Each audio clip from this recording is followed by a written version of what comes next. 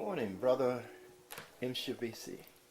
It's my pleasure to be here in your very, very beautiful home. Um, I want to talk a little bit about your background and your history. Tell us a little bit about yourself and something about these beautiful, I mean, awesomely beautiful African. They're not just African masks. They represent African history and African culture and legacy, and we learn a lot about our ancestors. But first, let's learn a little bit about you. Well, I'm a relatively simple man, you know. My father and my lineage goes back to Tanzania, East Africa, and so we're a lineage of chiefs and priests. Um, so from about 10 years old here in America, I've been training, you know, and learning as much as I can. But I didn't really get conscious until I was about 14 years old. I belonged to the Organization of Afro-American Unities. That's where I met El Haj Malik, El Shabazz, Malcolm X, and I became a member of the youth organization of Afro-American Unity. And then later I met Balozi Zaid Mohammed, who introduced me to Mfundishi Maasi and Malana Karenga and Amiri Baraka. And so that was my background, you know. So I worked with CFUN, Committee for Unified Newark, helping elect the first black mayor in New Jersey, in Newark, New Jersey. I went to college at Norfolk State University in Norfolk, Virginia. What'd you study in? I was an architect engineer in history. So that was my background. I went as an engineer, you know. Did you get a degree? Surely. From Norfolk State, I got a degree in history and in engineering. And then I went on to Rutgers Graduate School and got a master's at Rutgers and went to the University of Dar es Salaam in Tanzania, received another master's degree, then came back and did another master's degree dealing with ancient Egyptian history, chematology. You also have a PhD. And I have a PhD, this also in anthropology and history. Anthropology and history? Right. Oh, So, okay. you know, in 1980, let me get the years right. I worked as a teacher. Actually, I was the first full instructor of Nieti Educational Institute, an independent private black institution in New Brunswick, New Jersey. And for graduation, Brother Dr. Charles Gray was the founder of that school, Nieti Educational Institute. And for graduation, since I was the history teacher, we brought in Dr. Ben. And I had, since I was the history teacher and I was teaching Kiswahili and things like that, and we had a fantastic staff. Professor Kasahum, who was the head of Black Sea Press and all of that, we were colleagues at Rutgers University. And so we brought Dr. Ben in as a keynote speaker, and I saw his video because I had to read it, and I said, oh, this is somebody I need to know. So in 1981, I made my first trip to Egypt with Dr. Ben. But this was in the 1970s when I first was introduced to Dr. Ben. So I made 5 trips to Egypt with Dr. Ben. That also led me to go deeper into my history because I was just studying all of Africa. When I met Dr. Ben, it allowed me to concentrate on ancient Kemet. So, you know, I want to give Dr. Ben, you know, his kudos. Great. Now, I don't know if you want to talk about your martial arts experience before we deal with this, but there's a connection here. So give me the connection between your martial arts discipline as a teacher, as a competitor, in fact, a world competitor and champion. So talk to us a little bit about the two and the connection. Yes, well, again, my martial arts started in 1964 is when I first started, you know, and under my Mfundishi Maasi, and I took Bando, Burmese boxing first. And I trained with Bando all the way till I went to college. And when I graduated from college in 71, I got into Chinese Shaolin Kung Fu. And I matriculated up into an 8th degree master became 3 times national champion in Shaolin Kung Fu, got a free trip to China. There I was awarded my 8th degree. I was a 7th degree before I went. I came back and I was into the African martial arts starting around 1980. And then by 1985, I was awarded Malanga, that's master in the African martial arts. And I took 3 more world championships and became Mfundishi in 1992, which is great grandmaster. My trips to Africa, myself and several other people, I made sure that I was studying. Every time I'd go to an African country, I wanted to know what was your indigenous arts. So I learned grappling, from Ghana, from Senegal, from Benin. I traveled to Mali. I went inside. I did hand-to-hand grappling in Sudan. What is grappling? What is grappling? Hand-to-hand grappling? It's today what they would actually call mixed martial arts. It's like wrestling, jiu-jitsu, judo, throws, holds, locks. We are the creators of that. Before there was a China, a Japan. The arts in Africa, you have to understand, the Japanese just got to Japan about 2,000 years. Africa already, our arts was over 100,000 years old. Organized art.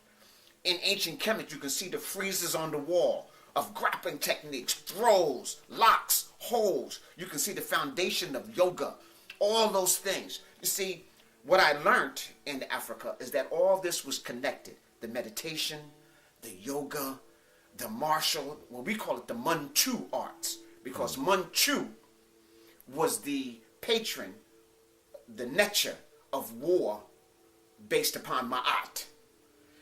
Europeans call it martial based upon their god, who was a killer. So we call our art the Manchu arts. And you can see Hotep was the reunifier of the second golden age in ancient Kemet. And Manchu was depicted by a great falcon, an eagle like Haru. All right, so that's what we do. I do the Manchu arts. Okay, and Kupagana and Gumi is part of that. But people only know martial arts, so I have to make a reference there so that they know exactly what you was doing.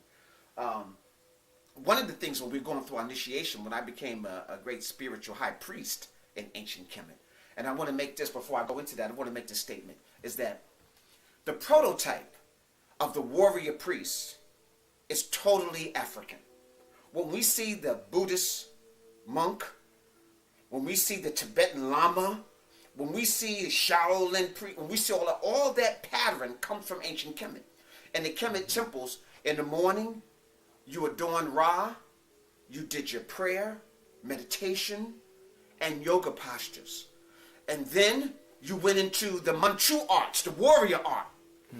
And then in the evening, you practice your craft.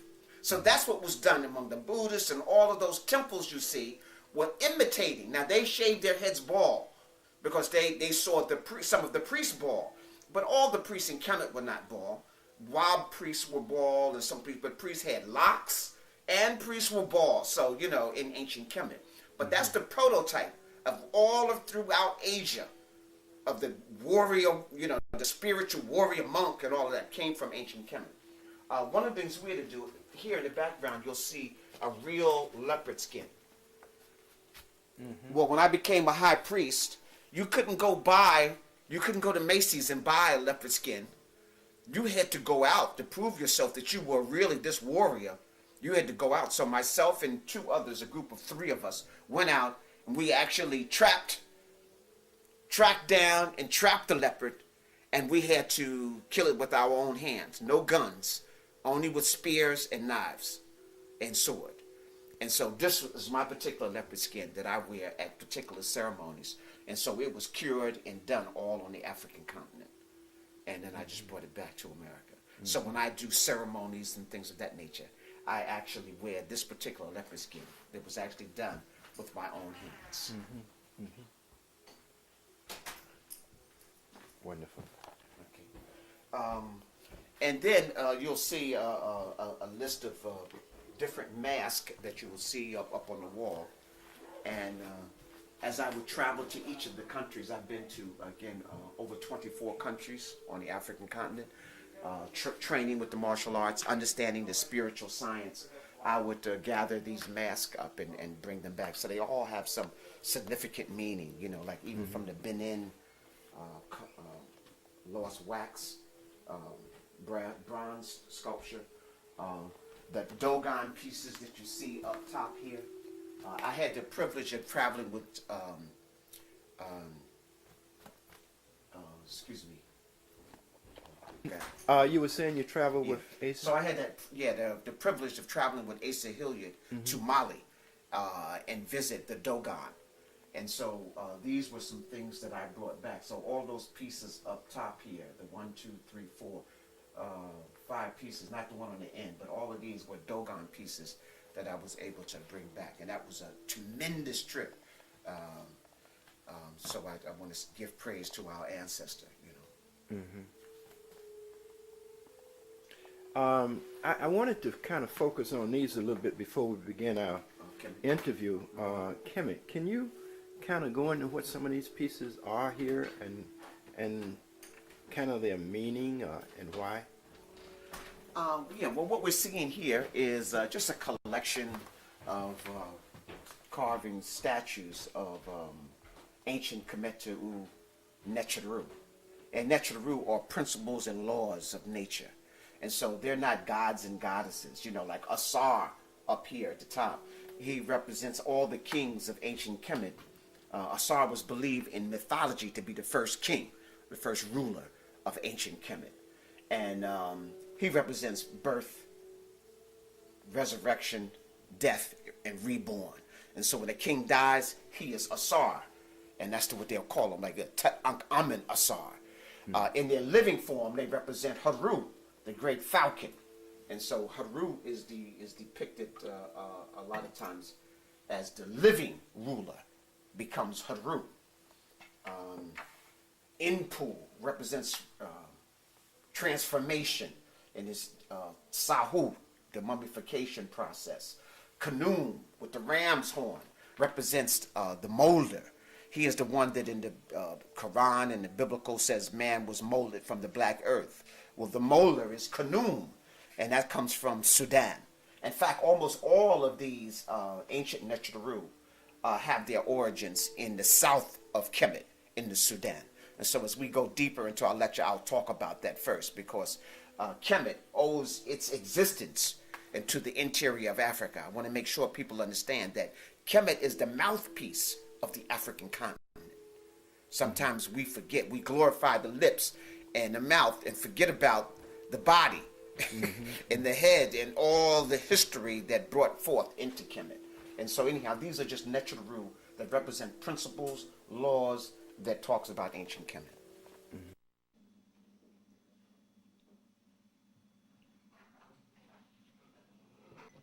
I'm going to be in the corner right here, then boys.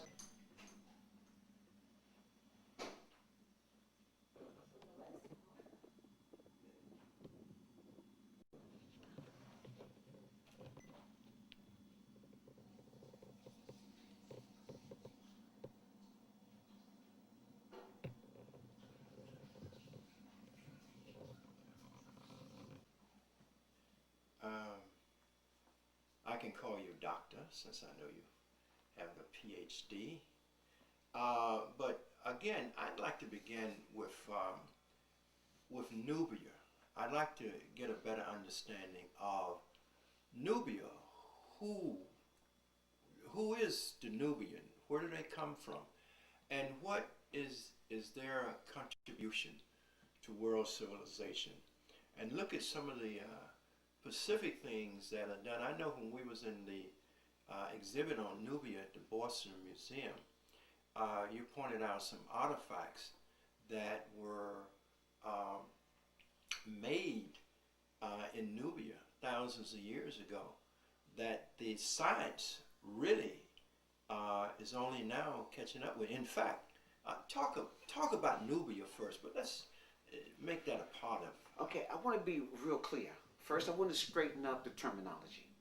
When we use the word Nubia, there was no ancient place called Nubia. So I want us to understand. We've just adopted that as a modern name. Ancient Kash,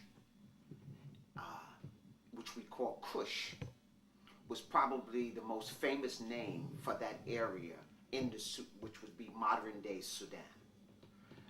And ancient Kush included the areas we call Monroe, Napata, going all the way up into what we call Ethiopia today, to the borders of the Red Sea. So all that area we call Sudan and Ethiopia was all part of ancient Kush, which again we call Kush. And this was the birthplace of ancient Kemet. We have to understand that as the last ice age ended about 12,000 years ago, about 10,000 BCE, and there was a golden age during this time period, but about maybe 90% of the world's population was destroyed. Some of the greatest minds and energy that we know of was also destroyed. But some of the high priests kept this information, and they resided in Eastern Africa. Eastern Africa, if you go to the area of Tanzania, Kenya, Uganda, on the map was called Ta-Necha, which means the land of God, the land of the Creator. If you look at the land where Somalia is and Punt, this was also called Takui, the land of the great spiritual ancestors. And so even ancient Kemet always gave reference to this great area to the south from Central Africa. So names like Takui and Ta-Necha. Okay, so I need to be really, really clear.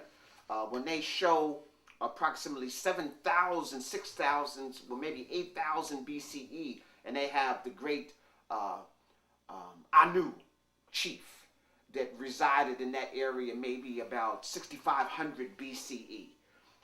Again, coming from Ta-Necha and Takui, from the interior of Africa. And again, this is where your gold, almost all the gold, the natural minerals and resources came from south of Kemet. They were the ones that introduced in Netaplaya, which is in the, just west of Kemet, in Sudan, where Chad is. This was also a great area, you see, because as the Nile dried up, the people from that area, as the Sudan, the Great Desert, yes, the Sahara Desert dried up. As it dried up, people migrated to the Happy River, and the Happy River is the ancient name of the Nile River. Okay. So the Africans who lived in the Sahara, which would be like modern day Chad and that area there, and Niger, migrated. But in Nataplaya, they showed you that at 6500 BCE, they had already understood Sirius A, Sirius B, had aligned astronomy and astrology charts and everything, aligning everything that we see that the pyramids are built upon. The alignment of the pyramids, that alignment was already done in Nataplaya prior to that time period. We also know that Haru Im Aketi, which people call the Great Sphinx, might have been built somewhere closer to about 12,000 BCE. And its alignment was already set more than 36,000 years. So just kind of giving you a little background of how far back. Even at the Temple of Seti, they show you a group of Neteru rulers who go 36,000 years before dynastic Kemet. So the Happy Valley, just modern Kemet, what we call Egypt today, might have been reunited by Narmer about 4240 BCE. But the knowledge that will be in Kemet is ancient already on the African continent. And so we know that information existed in the Sahara. We know that information existed farther south. And we know that information exists all the way going as deep as South Africa. They are South African petroglyphs of the Ankh, of Ra, of Haru. that go back 100,000 years. Now, most people are not ready to deal with that because the question is always going to be, well, where was everybody else? Where were the Europeans 100,000 years ago? Not on the planet. Where were the Asiatics that we know today? 100,000, not on the planet. We were the only people on the planet. Various different types of Africans. And I want to make it clear, there are various different types of Africans. We put Africans into one group. The continent is huge, it's prodigious. And so there were many different types of Africans.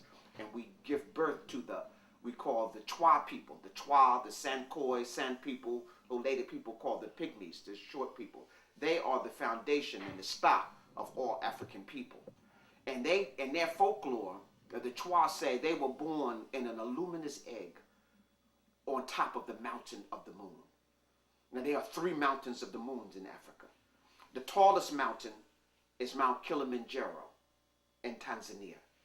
And it's actually the largest mountain in Africa. And is the largest freestanding mountain in the world. Most people don't know that. They think Mount Everest and all of those, but those are mountains, on top of cliffs and drifts. The largest freestanding mountain in the world is Kilimanjaro in Africa. And that's the mountain of the moon. Also, Mount Rwenzori in Uganda is the second mountain of the moon, which is also a source of the Nile River. And the third mountain of the moon is Mount Choka, in Ethiopia, where Lake Tena rests on top of it in a crater, and that is the source of the Blue Nile. And so we can see the contributors and the foundation of the longest river in the world, the Nile River, over 4,160 miles long, runs from the mountains of the moon. And later Dr. Ben would tell us that, the mountain of the moon was the source of ancient Kemet. And so here we can see that the source of this knowledge is running from there. And so now, let me just deal back with your original question of Nubia. Nubia, again, is a modern name, come from the word nubu. Nub means gold. Ancient Kemet got most of their gold from Kash. And so they got so much gold from Kash that later people just start calling it the land of the gold. That's where Nubia comes from. And the people from the land of the gold, Nubians. But those are modern names. At one time it was called Ta-Nehesi.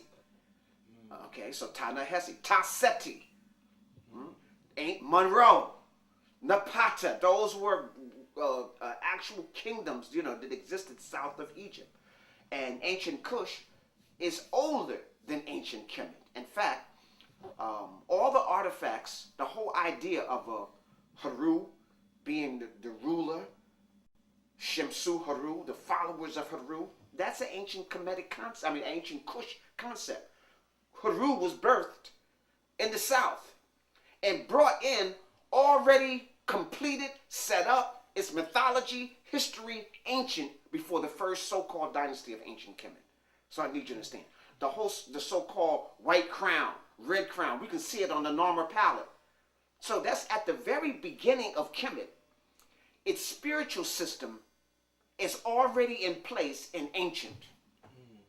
The mythology of its Necharu, Kanun, Ptah, Amun, Ra, are already ancient before the first dynasty, so-called dynasty, because dynasties is kind of a misnomer.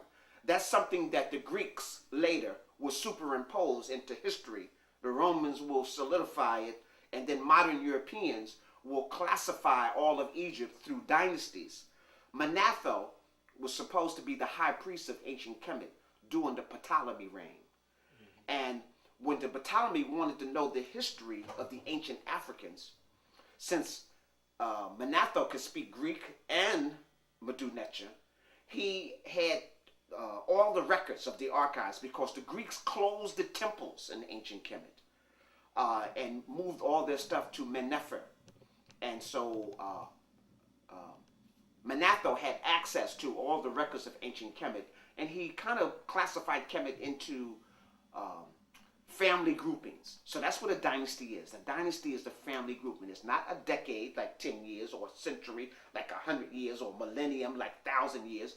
A dynasty could be 5 years, 50 years, 62 years, 500 years. A dynasty was a family rule or the rule of a consistent ideology. And so even if you were not connected to the family, if you were perpetuating the exact same ideology and concepts under the same forces, then that dynasty remained. If you could have been a same family member, but if you brought in a new concept, a new philosophy, ideology, then that was a change of dynasty. Okay, so there was approximately 31 dynasties up until the time of the Romans, and that's 30 BCE. But let me go back to Kush and Nubia. So again, when Narmer, you have to understand, the rule of Narmer came from ancient Kush. United upper and lower regions, and then called that area Kemet. And we have to be clear, Egyptologists have misled us.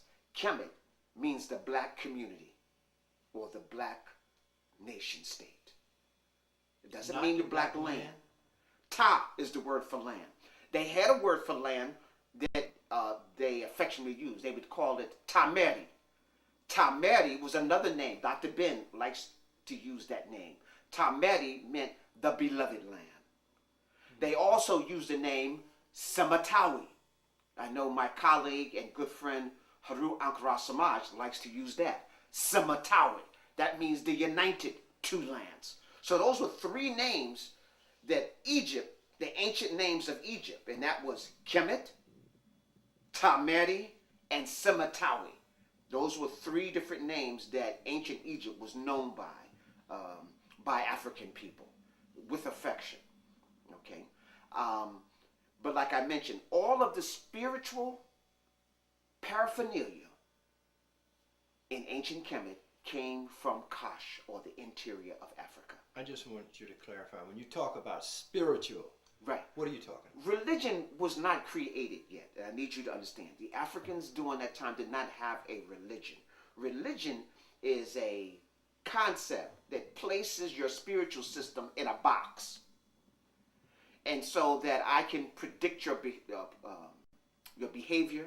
I have an accountability to you, and I can dictate certain things to you. We had a spiritual system. Now, the 42 laws of Maat comes from even a greater group of laws that comes out of ancient Kush. Maat, the deity Maat, is an ancient Kush deity, an African woman with wings and wears an ostrich feather.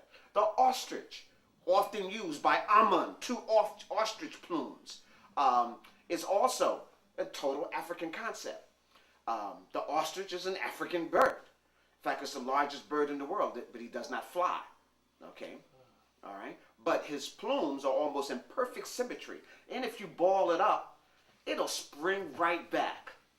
You know? And so it represents harmony and symmetry. So that's why they use this. So all the paraphernalia using your spiritual system based upon Ma'at. And so we had a spiritual system based upon Ma'at, which is truth, justice, righteous, harmonious balance, reciprocity. In my book, Spiritual Warriors or Healers, in chapter 3, the whole chapter 3 is dedicated to Ma'at. And I talk about Ma'at in all of its facets, whether it's Ma'at in the courtyard, in the courtroom, whether it's Ma'at dealing in the marketplace, or whether it's Ma'at in your spiritual understanding to nature, or whether it's Ma'at on how you treat your fellow human being. And in ancient Kemet, and in most of Africa, we treated each other like we were divine beings. So I often, when I write in my book, so I autograph it, I say, we are divine spiritual beings having a divine human experience. And people understand that divine is used both ways. As divine beings, benevolent beings, and also as divine humans. We have taken divine out of it, and we're treating human beings like it's a disease or something fallible, you know, that's not on an extremely high level. But the ancient Kemetic always placed humans, black humans, on the highest esteem. In fact, when they wanted to give a human being the highest respect, they would depict him totally black. That was the top, that's the epitome of greatness, the essence of all things. Because all things comes from blackness. and returns to blackness. So when they wanted to show the greatness in a person, they depicted him totally black. Like Asar, the great black. Sometimes he was depicted green, but green and black are synonymous. Chlorophyll is to plants as melanin is to human beings. It is the essence of our existence. And so green and black is synonymous with the core of life. And so you'll see a lot of deities are green or black or various shades of brown. And melanin has the various shades of brown. Okay. People like to point out that the 25th dynasty was the only black rulership. Europeans like to bring this up. And even our friend Skippy Gates embarrassed us by when he did his television program by saying, yes, the black rulers of the 25th dynasty. And all the dynasties were black. I need to make that perfectly clear. Even when the Greeks, the Macedonians and Greeks ruled in the 35th dynasty, the people were still black, just the rulership. We had a mulatto and white Greek and Macedonian rulership under Ptolemies and Cleopatra, but the people and everything was still black. The engineers, the architects, the mathematicians, the priests were all still black. If we back up and talk about the Assyrians when they conquered Egypt, Egypt was still black. When the Persians came in, they were still black. You have to understand that even the Persian rulers who sat on the throne in ancient Kemet were still black. They were just ruling from a foreign ideology of Maat that the people were dealing with. But the Persians were black? The Persians were black. The Persian Empire is an offshoot of ancient Kush. You have to understand, ancient India and Persia and Syria, what the original people there were called the Blackheads. Not because they had black caps, okay, blackheads. Okay, so if you look at their pantheon and their, you'll see the lion, the falcon. There's no lions in there. So that all comes from the East Africa. Even in China, you have the temple dogs or great lions. There's no lions there. And it wasn't like they died out. No, this was the Africans who brought this in. The first dynasty of China, the Shang dynasty. This is also an offshoot of Eastern Africa. So Kush gave birth to Kemet. Kush gave birth to ancient Babylonia. Kush gave birth to the Persian Empire. Kush gave birth to, I already mentioned, until later what we find out that you see in South Pacific is the Shang dynasty. Kush gave birth to the first emperors in Japan. Kush, the first shogun, is black from ancient Kush. I mean, so I want to show you ancient Kush, which we're not giving what you would call Nubia. That's what you're saying was Nubia. Later will become Axum. And Axum was never defeated. The greatest navy in the world. The Romans had to pay tribute to Axum in order to travel in the Red Sea, and they needed Axum Navy people to even navigate the Mediterranean totally free. And that's never brought up. In fact, we are the greatest maritime sailors in the world. So we needed even predecessors to the Moors. The Moors are just Africans. We need to be really clear. But ancient Kush did trade in Asia as far as China with elephants. You can't put elephants in the dugout. So you see large sea-going vessels. Even up until 1492 when Columbus sailed, the Europeans still didn't have large ships. It was the Moors sails, Moors ships, Moor navigators that even doing up until 1492 in the modern era. Still Africans who have a background coming from this area of ancient Kush. So we need to be clear. Even in ancient Kemet, they had battles with the so-called sea people and defeated them. And the sea people ravished all of Europe and the Mediterranean and was destroying everybody. And ancient Kush ancient Kemet, during their so-called second golden age, did battle with the sea people and devastated them. So I need to be really clear who we are and our origins. But ancient Kemet owes all of its records to the interior of Africa. The Medu Neter language, the Medu Neter writing, all of the Neteru comes from the interior of Africa. I need to be clear. The interior of Africa. So now as we move, at the beginning of the first golden age, some of my teachers were dynamic in breaking it down. So Dr. Asa Hilliard, Dr. Sendretti, who we call Jacob Crothers, Yes. and all of them broke down, instead of using the dynastic periods that the Greeks and the Romans and later the modern day Europeans used, we broke Kemet into four golden ages. And so the first golden age is what you would call like the pyramid age. That's the beginning of when Narmer, Aha came in and reunified ancient Kemet. And we say reunified because obviously if Haru-Im-Aketi was done 10,000 years ago, that was done by a unified, powerful nation. How important is the Sphinx? I mean, is Haru-Im-Aketi, and talk a little bit about that artistic expression and how it was done. Well, first of all, we know that it's perfectly aligned with the constellation of Leo the Lion, which takes place in that area around 10,000 BCE. And in order for that to happen again, you have to go back 36,000. And so it's possible that the alignment and astrology, all of that was laid out way before 10,000 BC. We're saying 10,000 BC because we can prove beyond a shadow of a doubt it was already there when the last ice age took place.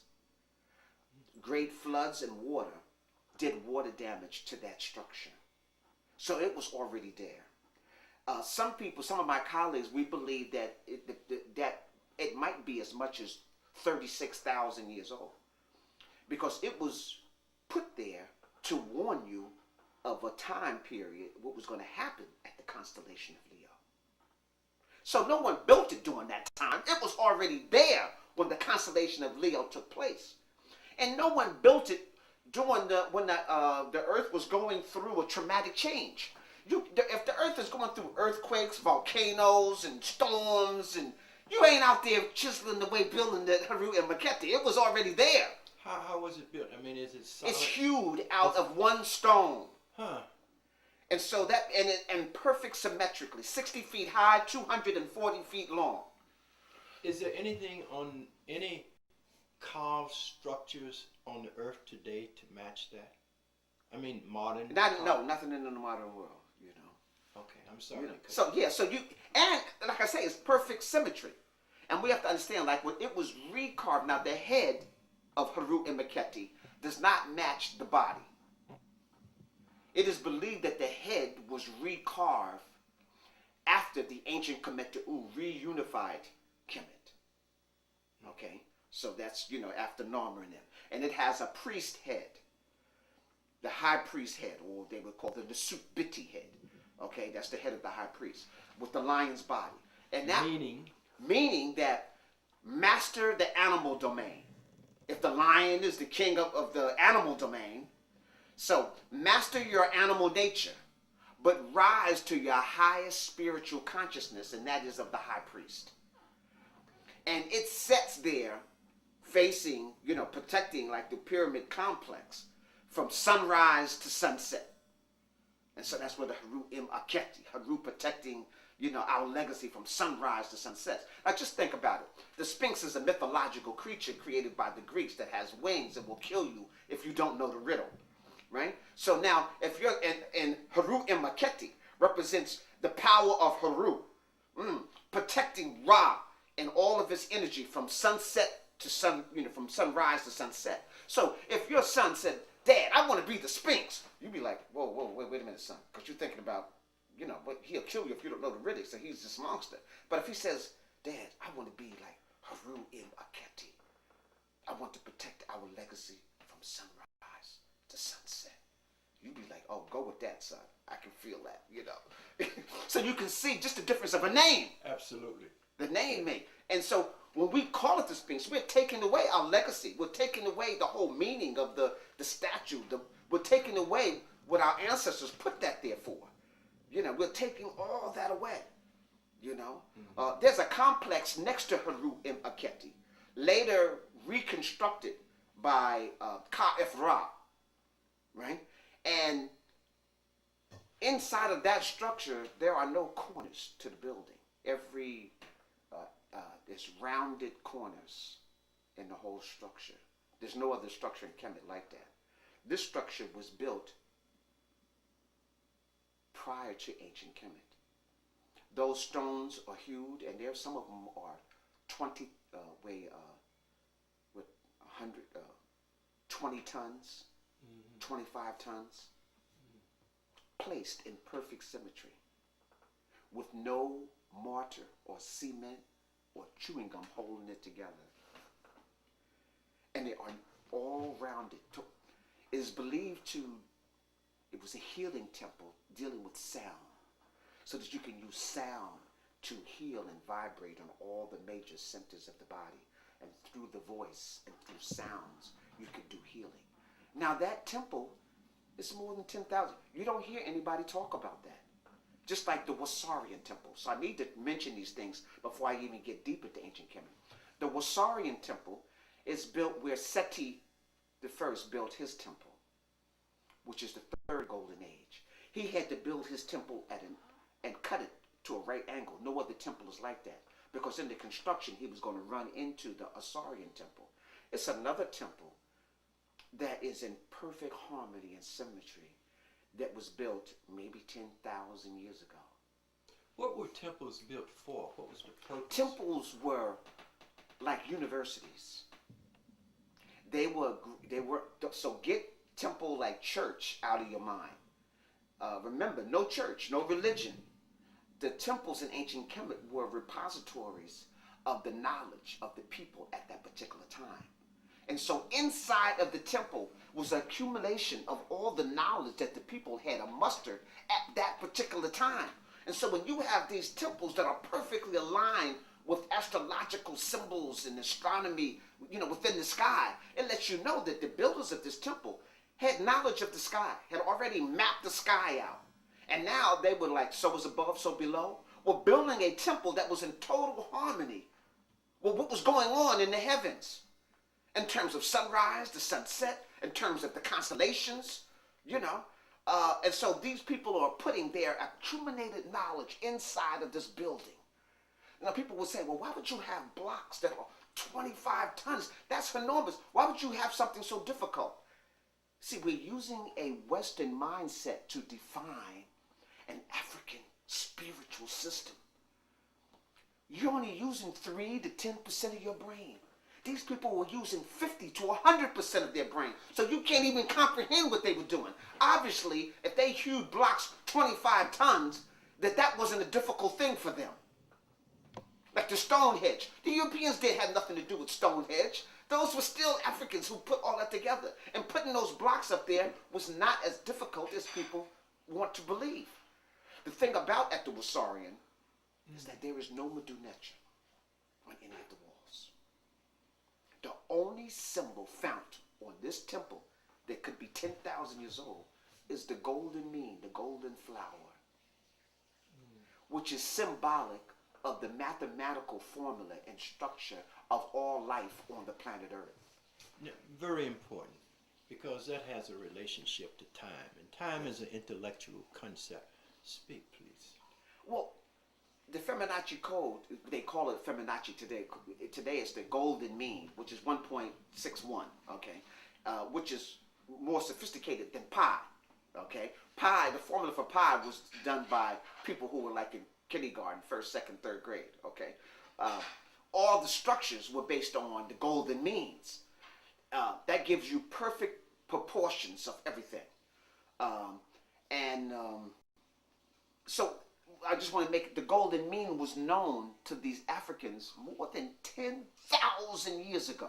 So I just need you to understand. The structure of a pine cone, the structure of a flower, the structure of a seashell is all based on the golden means.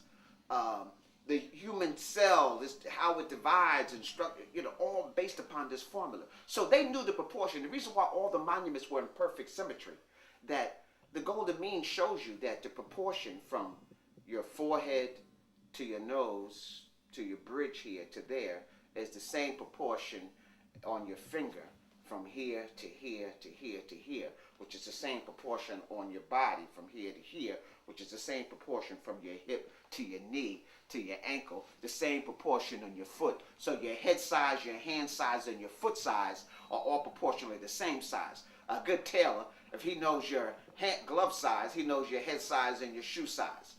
This is all known in golden mean. So they would put up a grid based upon that.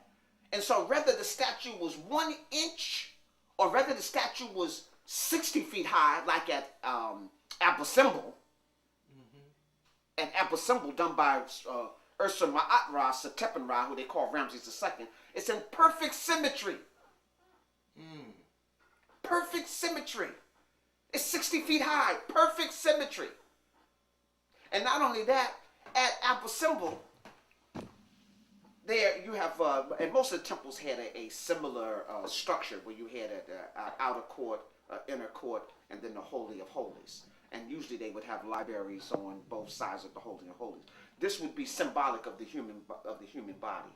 You have your outer court, your inner court, and then your holy sanctuary, where your Holy of Holies is in here, where your pineal and pituitary gland are housed. And so your temple would be set up also like that. And the temple at Waset and at Karnak shows you that. They call it the Temple of Man. Showing up, and it's basically set up just like the human body. But let me go back to Apple Symbol. In Apple Symbol, inside of the Holy of Holies, there are 4 statues aligned inside, so that when Ra hits during a certain time period, during the equinox and the solstice, the light travels through the 3 rooms into the Holy of Holies and hits each one of the Necharu all the way to the ruler, who at that point was Ursa Ma'at Ra Satepan Ra.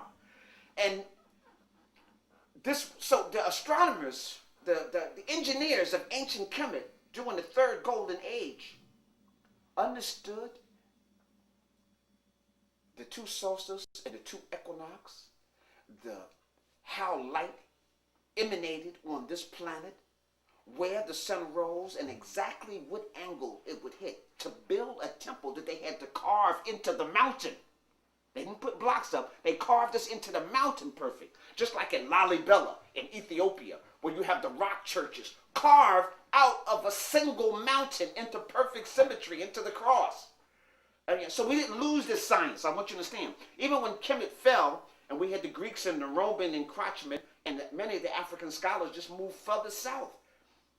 And so you will have Moreau, and they will go all the way to the Common Era. And not some of them won't be destroyed until the Islamic conquest around 640 BCE. AD, CE, in the Common Era. And so the ingenuity of the African mind still existed. Aksum, the rock-hewn churches. I've been there, but I couldn't really understand it because they connected it to Christianity, and they couldn't tell me when it was built. There was just such a lack of information that I got all the footage, but I can't explain it. Right. You'll see the Tekken with false doors in it for the spirit world. So in Lalibela and in Ethiopia, you have Tekkens that go up 100 feet high, just like in ancient Kemet. And the Tekken is what they call the obelisk. Me and Dr. Jeffries did a dynamic tape edited by, done by... I've seen it. Yeah, you saw that, right, it's on the called Tekken. the Tekken. Right, it's called the Tekken. And we showed that the Tekken is a phallic symbol, a male phallic symbol. Right. But it represents resurrection and rebirth that was placed in front of each of the temples of ancient Kemet. Remember, the temple is a repository of your accumulated knowledge up until that point. And so we're not knowing that. It's a university. It's a university that doesn't need a teacher. It's a university when you walk in and look at the angles of the wall, when you look at how the windows are aligned, when you look at how the roof was aligned in the observatory, when you look at the columns, when you start to read the glyphs, it's all right there. Thousands of years of stored information is in each temple, from the mathematics and the science. I want to make this statement. See, science is spirituality that can be seen, measured, and proven. Spirituality is science that cannot be seen, cannot be measured, cannot be proven by physical entities, but can be felt. And so whether it is spiritual or whether it is scientist, you can feel it. One is seen and one cannot be seen.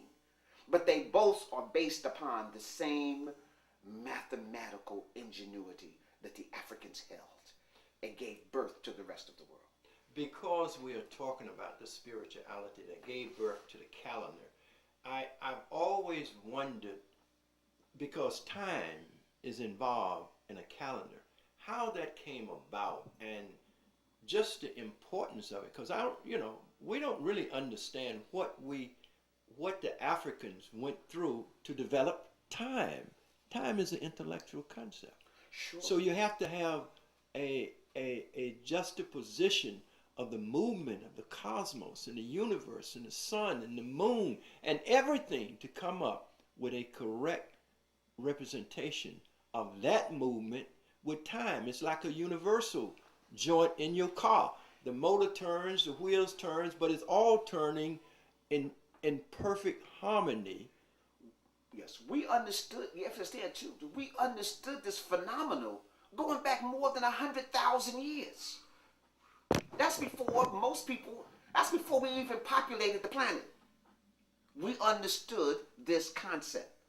Okay, so you have to understand, the first star charts are created by Africans. And when Kemetic comes into existence and Kosh comes into existence, the star chart is already ancient. How can you tell? How can you prove that? We can prove, okay, first of all, Nataplier shows a constellation, a star in the sand, showing the alignment of Sirius A and Sirius B. And it shows where the equinox and the solstice were, 6500 BCE. That's 2,000 years before the birth of ancient Kemet. So all the science that we have in ancient Kemet is in Nataplier, in the desert, in the Sudan, right there. And then those people, as the Sahara dried up, just migrated into Kemet. So we see where this information comes from. But it goes beyond that. If you go to South Africa, if you go to Zimbabwe, the pyramids, they have pyramids there that are aligned with the pyramids in Kemet.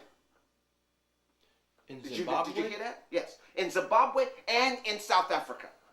There are pyramids that are aligned with the great pyramids in Giza. That are older? Yes. It's going to blow you away. That are 100,000 years old. I know. I'm going to give you some information. I'm going to pull out some books. I'm going to show you. We're going to have a break. I'm going to pull this out so that you can see it. And petroglyphs, like I said, of the Ankh, 100,000 years old. You know, there's carvings, and it just shows you that we've had this technology. And not only there, they also, just like at Nataplier, have an astrological setting on the ground with stones set up just like in Nataplier, showing the constellation of Sirius A, Sirius B, and the rotation of the solstices and equinox as it relates to the Earth. 100,000 years ago. So we have Nataplier 6,500 years ago, 6,500 BCE. That's just an offshoot. It shows the migrations of Africa from East Africa and Southern Africa, East Africa migrating, because there was a great civilization in the Sahara. Okay, but as that dried up, then people migrated either further west and north, or they moved towards the Happy Valley.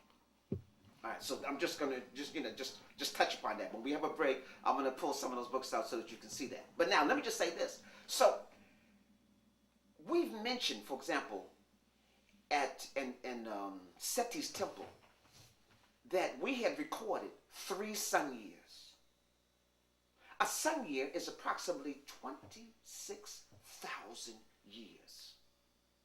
Now, in order to record a sun year, that's the sun moving through the constellation of the 12 houses,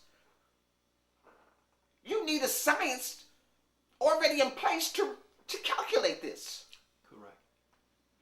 How long have you had the science? Wait a minute. If you recorded 3, before you did the first one, you must have been recording for thousands of years, even to get to the point where say, oh, we're gonna pinpoint this until it comes back to that point again.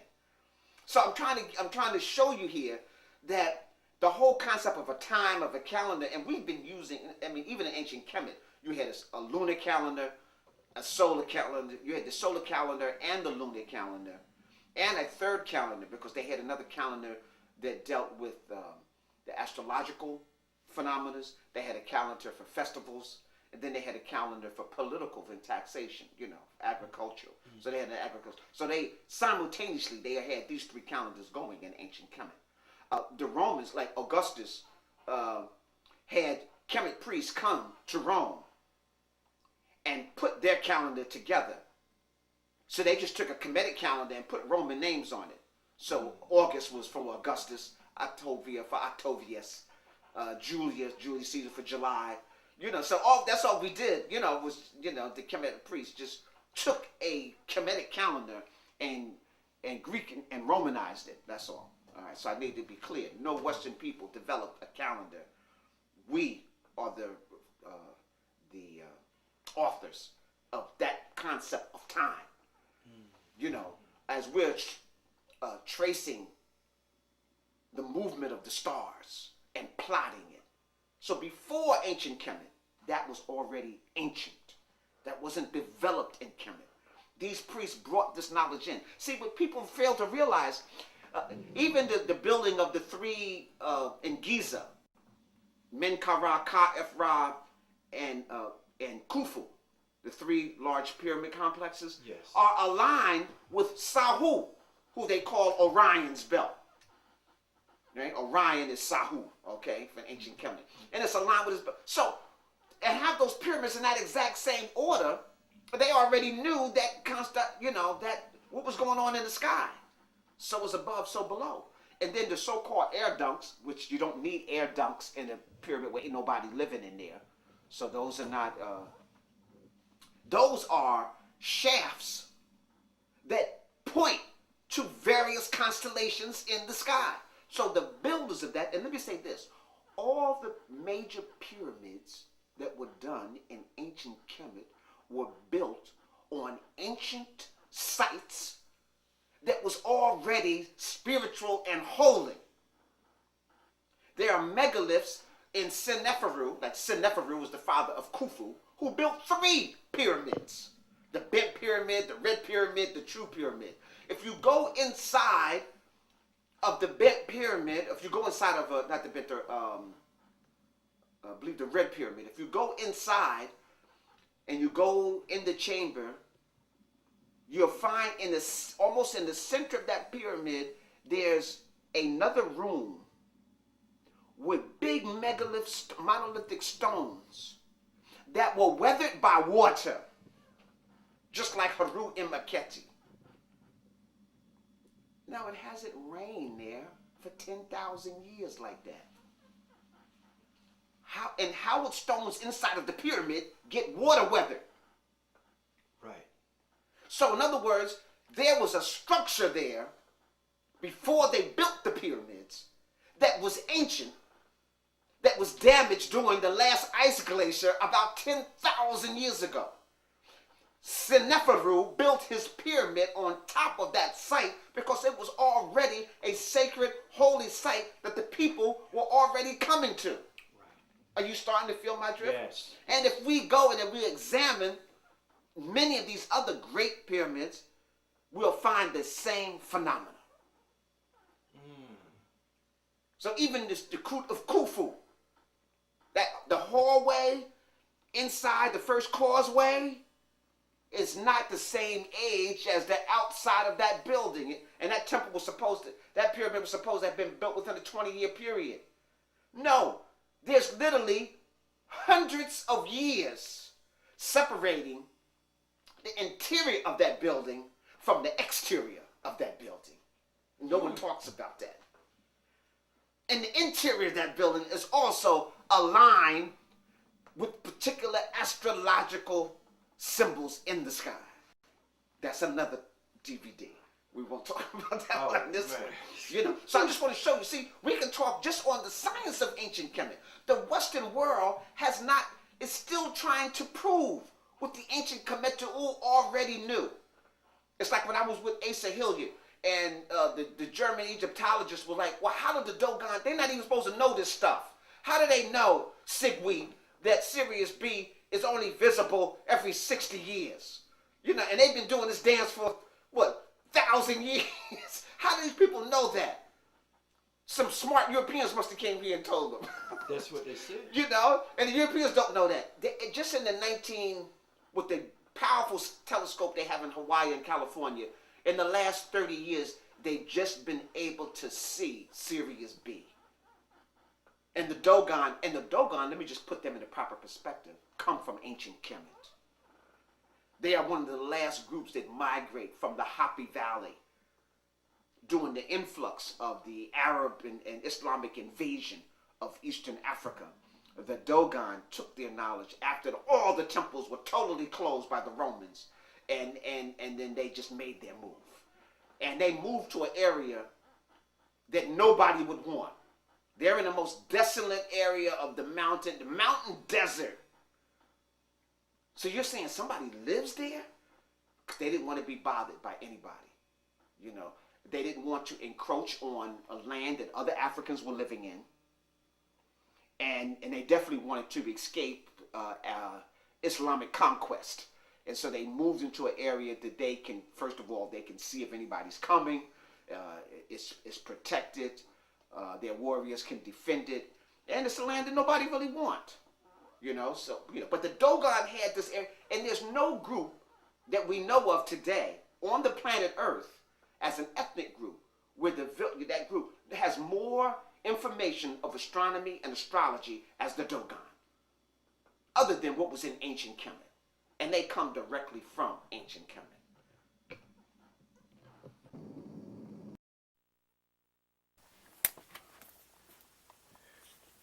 Kemet. This is your library.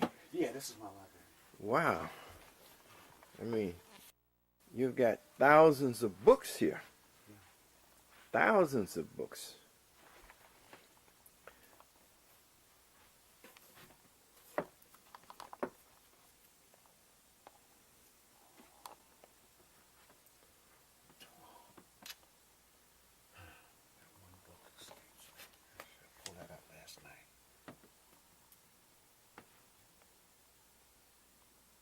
I was so busy dealing with the Roman stuff.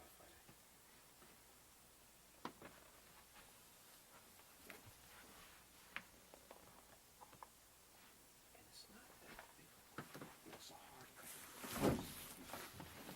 It's over here.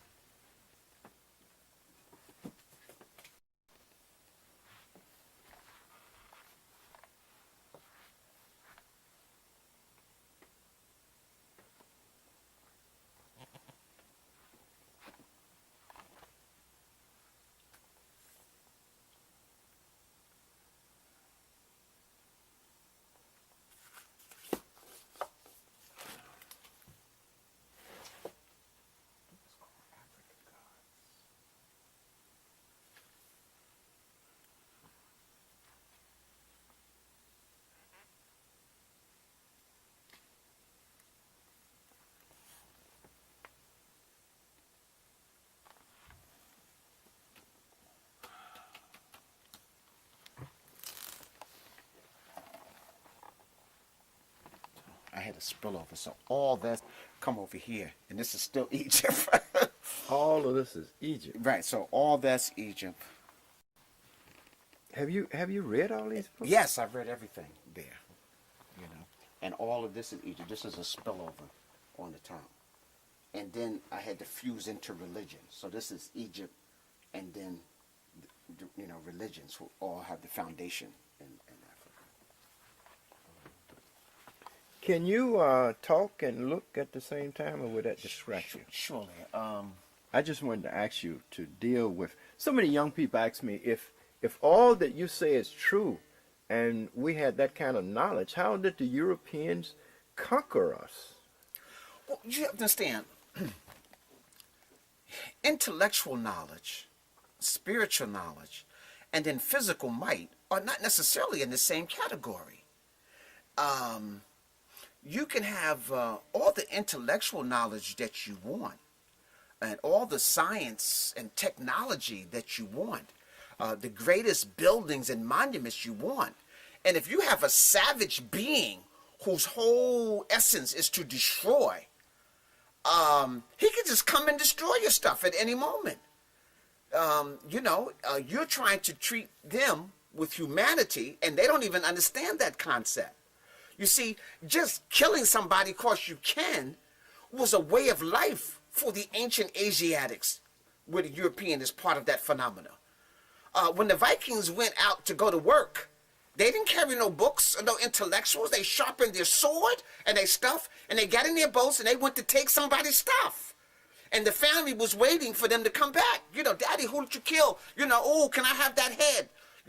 So I see the people wearing skulls and stuff like that. You have to understand. So the mentality of somebody whose whole existence is on destruction, war, and killing and taking. See, we call it stealing today. No, it was okay to take somebody's stuff if you could. So that's why we call the concept to develop something and not be able to protect it now is extremely dangerous. Because we've already learned from history. You can have these, like right now, I have my library, all my books, but a bunch of thugs could come in here with their guns and shotguns, shoot me up and just take all of this, burn this down, and you would never even know knowledge existed. Well, that's kind of what happened in Kemet. You had a bunch of thugs who were illiterate, whose whole existence was on taking somebody else's stuff. They just come in and do you away. So. But with the kind of knowledge that you had, we should have been able to develop fighting machines, but let me say we should have something. had the understanding to protect had ourselves. A army that kept them at bay for thousands of years. See, what people don't understand is that when the Greeks finally conquered Egypt in 332 BCE, that wasn't the first time they tried. They were just the first successful Europeans. We have to understand, for at least for hundreds or for thousands of years, Asiatics had been trying to come into Africa, to Egypt, to conquer. We were always strong enough to repel them. We were greater military, we had greater skills, and we were able to, so we kept them at bay. See, nobody's talking about that. Nobody's talking about we defeated them for 10,000 years. Every year, we only talk about the one loss we got, and then you're devastated. You notice when a fighter, he could be champion, and then when he gets that one loss, and everybody found out he got a weak spot, then the other people follow on that. Come on, we can just look at boxing like that there. Once Tyson, one of the greatest fighters in the history, once he was defeated, after that, 2 or 3 other people can defeat Tyson. Right? What, Roy Jones, he was knocking people out with, once he got knocked out one time, people were like, oh, Roy Jones can be beaten. After that, he got beat with his own stuff. Well, Kemet, the same thing happened to Kemet. So you can understand this game of boxing. Now I'm just going to put it to an intellectual world. So you're the champion for 100,000 years. The reigning champions of the planet Earth. You have no rivalry. And then all of a sudden, you take a slip. Somebody finally find out a weakness. You take a dive, you lose. Now people got your number.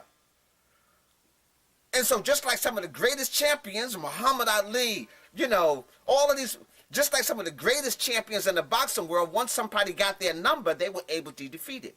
And so now they knew Kemet's weak point. They knew that they spent more money on caring for the people, on building the temples and monuments and storing their books than they did on military. Even right now, Israel's, I think, almost 80% of Israel's gross national product is on military defense. Because they know they're living in Isfet. They know they're living wrong. They know that. America, a great amount of our money is based on military defense. England, when they said the sun never set on their empire, 90% of their gross national product went into military. In ancient Kemet, maybe not even 10% went into military? Everything was for nature, for the people, for development of science and stuff like that. Now we know that when you're top heavy like that, that's extremely dangerous. But you have to understand, the rest of the world was still basically asleep at that point. So our 10% military was good enough to defeat, savage beings who were not organized. But we taught them. You have to understand, the people who defeated us, we taught them. We organized them. And then they put their money and their resources into their military, and we couldn't compete with that. But isn't spiritual knowledge more powerful, and shouldn't it overcome the aggression and the desire to just kill and conquer? I'll make this statement first. The spiritual power is greater than any technology than the Western world can develop. The spirit, effected at the right time in the right moment, can nullify an atomic bomb. That's how powerful the spirit is. But let me say this, my brother. No matter how dynamic you are, you could have been 6 times world champion, whatever. If I catch you at a vulnerable spot while you're in the toilet taking a dump, and I rush you at that moment, and you're trying to get your pants up, and all that skill was for naught because I caught you off guard. Africa was caught with his pants down, taking a dump. And we weren't able to recover. Once you got that blow, and it's hard to recover. It's not like the movies where guys just jump up and You take a real blow. Africa took a real blow. You lost generations of your youth, generations of your geniuses. And Africa is still trying to recover. And it hasn't been that long. That's hasn't been that long. Perspective. Right. The Europeans only came into Africa in the last what? The last 400 or 500 years in some numbers. The Romans only dealt with the northern Africa. They couldn't come inside of the interior of Africa. And they tried, but they were defeated. So they couldn't. Ethiopia was never defeated in ancient times. Why? And remember, Ethiopia is a modern name. That's ancient Aksum. That's ancient Kash. That's Monroe, Napata. No European or Asiatic took an army into the interior of Africa and defeated them. So I need that to be stated for the record, because our African warriors are not giving their proper due. We're thinking that the Roman army just marched in. No, they were able to conquer Egypt and the outer exterior, Morocco, the outer exterior of the coast, but no Romans marched to the interior of Africa. No Greeks marched to the interior of Africa. Even Alexandria got to the border of ancient Kush and Kemet. And the priest said, if you venture across those mountains, you will be defeated. And Alexander, who was undefeated, turned around. In fact, he was so impressed by what he saw, he pledged himself to Amun-Ra, went through initiation, and became a Kemetic priest himself. So people don't know that, In fact, he was never going back to Europe. He was going to make Africa his home from now on. The Europeans didn't like that. Later, he was poisoned and killed, and then they had a power play to break up his empire. But we have to be really clear about what's going on. So I want to make that real clear. I hope I was. Thank you. Yes. Okay.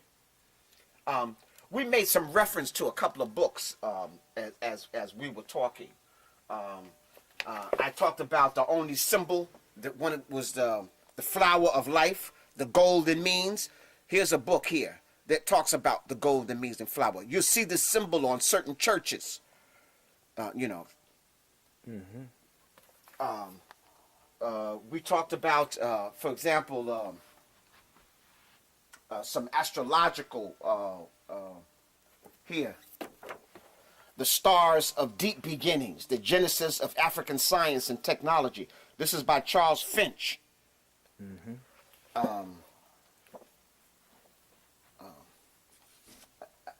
as you can see, I got a whole must. Dr. Van Sertima, if I pull him out, Egypt Revisited. He also makes reference here that even in his Blacks in Science, that the Africans were smelting iron and steel going back during the time of ancient Kemet. In fact, the rulers of ancient Kemet were all called Shamsu Haru, which were the blacksmiths. Okay, so I need to, put things into their proper perspective.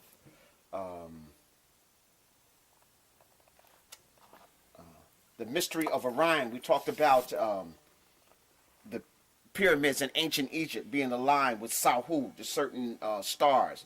Here is by Adrian Gilbert and Robert Baval. Show clearly that the ancient astrological knowledge that we have today was known by the ancient Kemetic in ancient Egypt.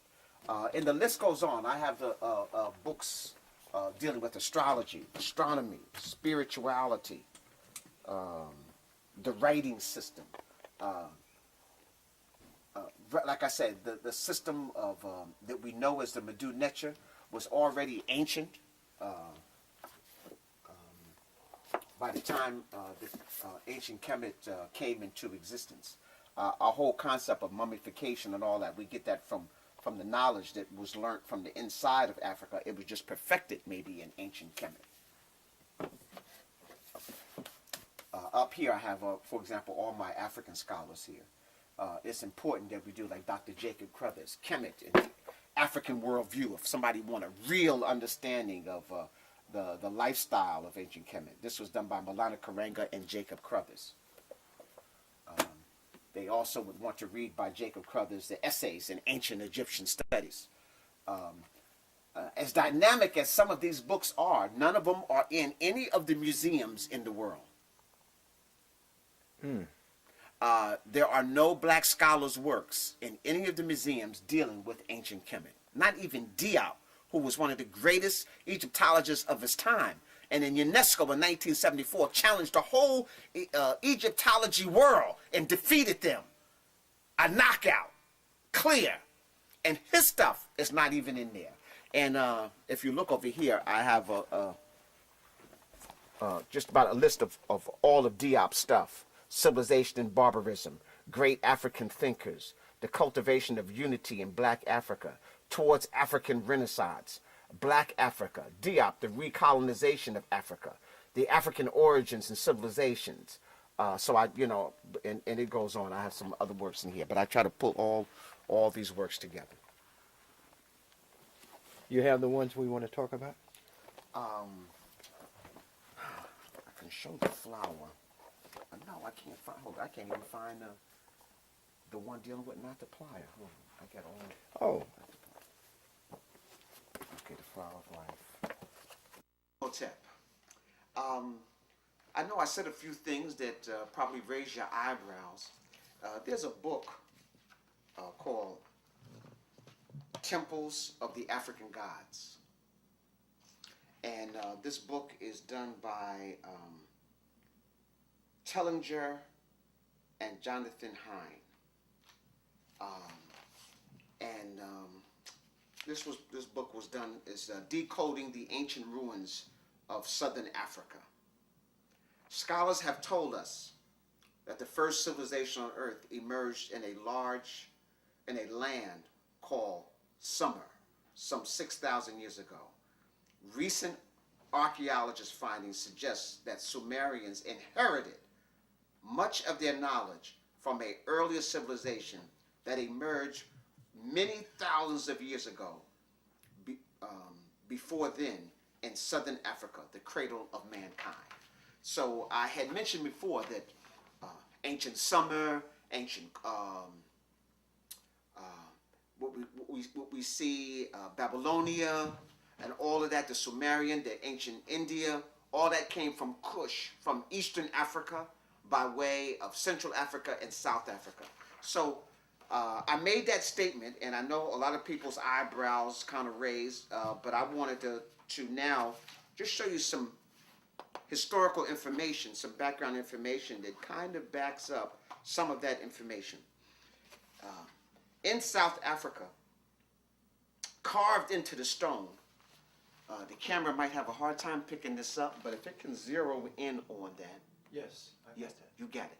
There's an Ankh inside of Ra, the sun. So the symbol of Ra and the symbol of the Ankh is right there. Now, I need to say a couple of things that's kind of going to mess with you just a little bit. First of all, that's carved in a stone called diorite. Diorite is a 9.0 on the hardness scale. It's almost as hard as a diamond.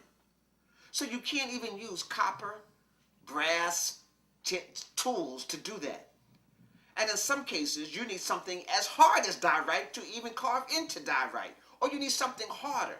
There are perfect circles carved and hewed inside of the stone that had to have been done with something like a laser, okay, that was done hundreds of thousands of years ago. So the Ankh that we know in ancient Kemet, which is known as the key of life, was known as life in South Africa 100,000 years ago.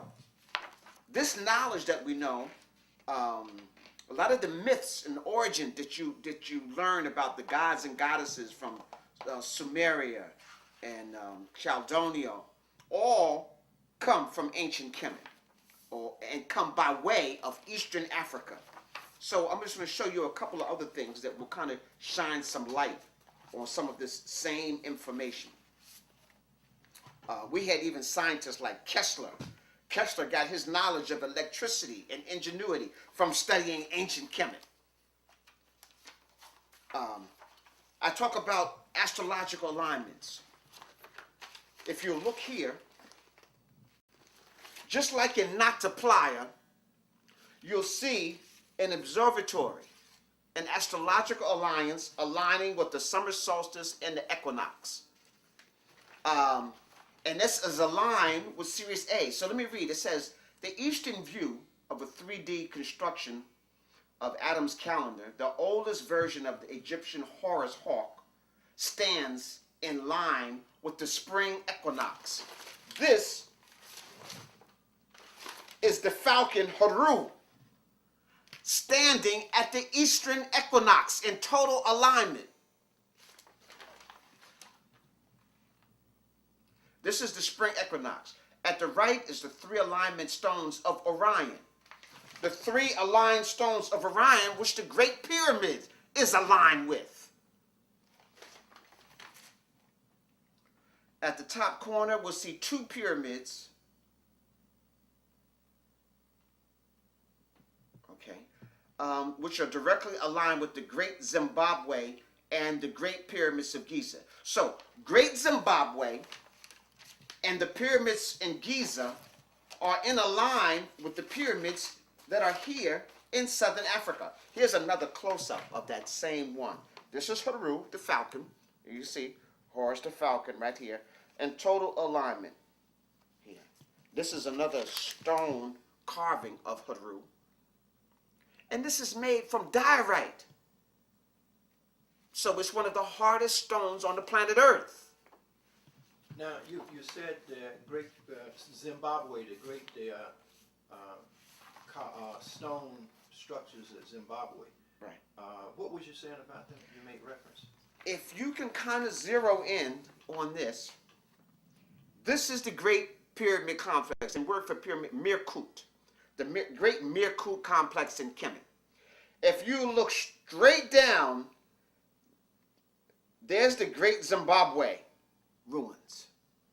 And if you look straight down, the ruins what I just showed you, with the astrological symbol and the pyramids in South Africa, are directly lined right here. So if we look at the map, this alignment is straight in alignment with the pyramids, the Mirkuts in ancient Kemet. Meaning that the people here had knowledge of what the people here has done. I don't think that would be a coincidence. And the same thing you saw in Nata Playa, we see in South Africa, only 100,000. So it's phenomenal when we talk about Nata Playa, saying that 6500 BCE, That's 200, at least 200 years before ancient Kemet. All the astrological knowledge we had in ancient Kemet was known in Nat Playa. But when we see that all the knowledge known in ancient Kemet was known here, now you understand when I say that Kemet was the mouthpiece of the African continent. And that this was hundreds, thousands of years of accumulated knowledge. And then Kemet became the curator of this information. Kemet became the manifester.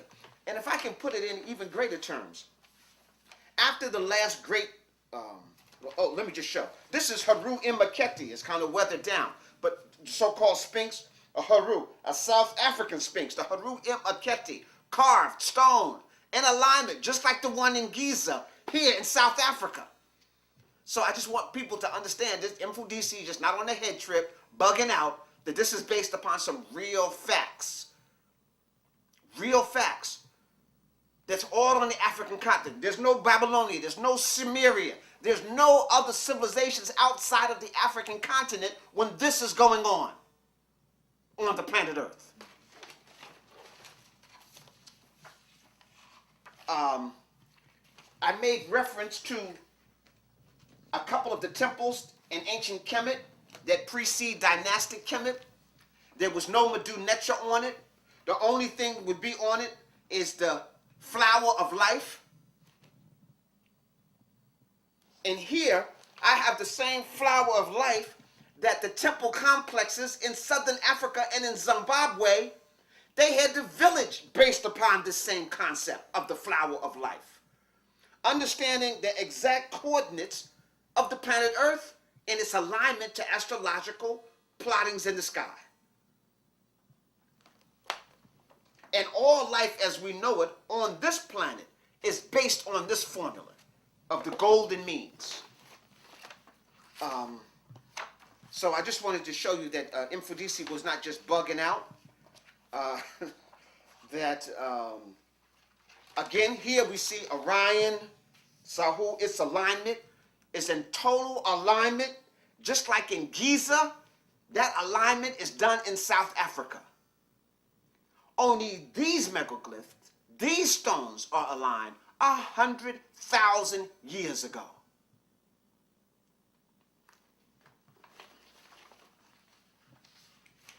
You can't, no one can tell you the origins of the great Zimbabwe ruins. They don't know what those ruins were used for. Even the people who live there today, it is so ancient in antiquity that even 10,000 years ago, some of that knowledge was lost, and the people still don't have a clue of exactly what was the exact reason for that particular complex, the whole housing development, everything. I wanted to show you another example of the golden mean, but I don't want to take up too much time here. No, take up much time. Okay.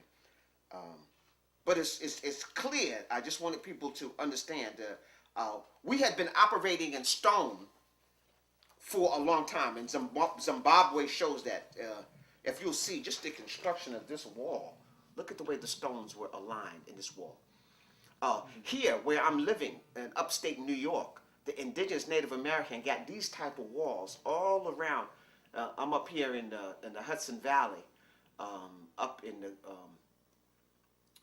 the mountains, and the Native Americans have these walls. I have these walls like this on my property here.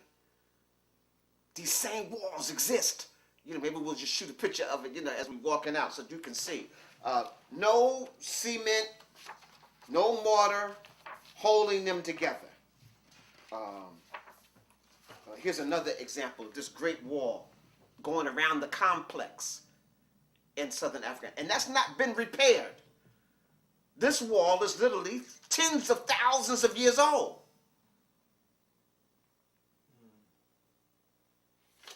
You know, so we just refined it.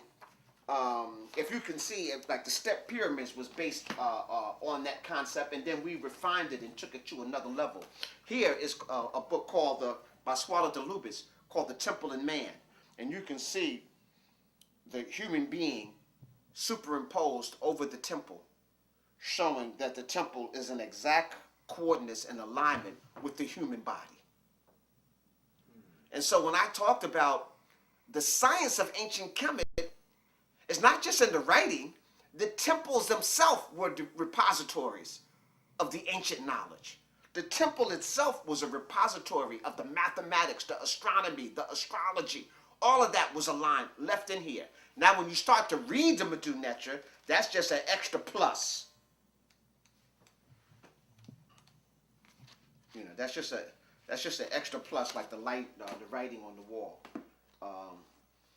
Here's a guy that a lot of the Europeans were pretty mad at. Signs and Symbols of Primordial Man by Albert Churchward. He basically stated a couple of hundred years ago, when Africans were being enslaved, that all the knowledge that the Western world comes from these same Africans they were enslaving. And so the Western world was pretty angry with him, especially the Christian world. They were pretty angry because Churchward was showing that all the signs and symbols of our knowledge and wisdom and understanding was actually done by African people. Can you read that little paragraph in there that he says the very people that we are enslaved today gave us all... Here. Hold on, go ahead. Go ahead. What does he say? African people develop signs and symbols as a way of communicating and delivering messages. It is most unfortunate that most people who today are members of the secret societies have no in-depth knowledge of the history of the society and the unifying role played in the early intellectual life of the Nile Valley. It is through Churchward's examination of most of the known cultures of the people of today that signs and symbols of primordial man reveal. At this juncture, it is needed for us to remind us that the Nile Valley structures over 4,000 miles into the body of Africa, and that the creation of the Nile Valley cannot be attributed only to portions of North Africa that the Greeks called Egypt. The Nile River was the world's first great cultural highway, bringing people of cultures out of the body of the interior of Africa. This great cultural migration led to the peopling of Egypt, making Egypt a composite of civilization comprised of different African people who dwelled along the banks of the Nile. The civilization that developed in Egypt was a culmination of the civilization in Africa. Now, Churchward is saying this hundreds of years ago. Who was Churchward? Churchward, well, first of all, he was an atheist, but he was a great scholar and archaeologist and anthropologist, and basically studying signs, symbols, and trying to connect them on what was their meaning. And every road that he uncovered led back to Africa. He was a European? Yes, he was a European scholar. And like I said, the other Europeans were extremely angry because he was making this discovery at the height of the European transatlantic African slave trade. And so they were enslaved. Churchward said, you're enslaving the very people who are responsible for civilization as we know it. So I just need to, to just shine a little light here. This is a book, Black Genesis, which just came out, Robert Duvall and Thomas Brophy. And it basically, I touched upon this, it talks about it, Nata Playa, that's in the Sahara, that more than 6,500 years ago, or actually 65 BC, that's 8,000 years ago, all the science in terms of astrology that we know in ancient Kemet was known by these Africans who were living in the Sahara.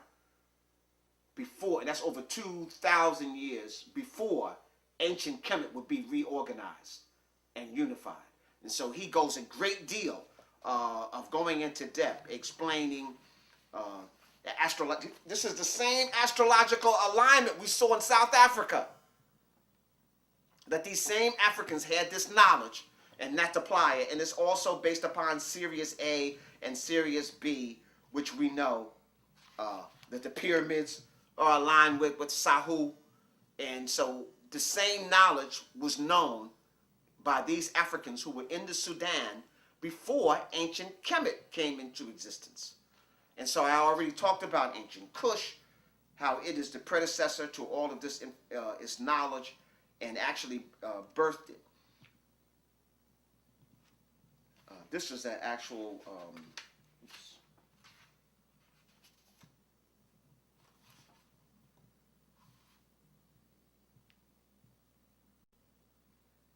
This is a prehistoric picture of Het Haru over 3000 BCE.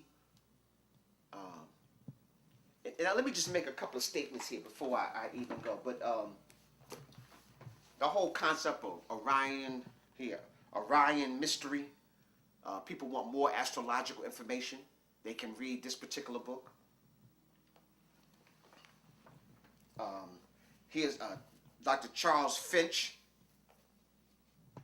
The Star of Deep Beginnings, The Genesis of African Science and Technology. And let me just make a statement here.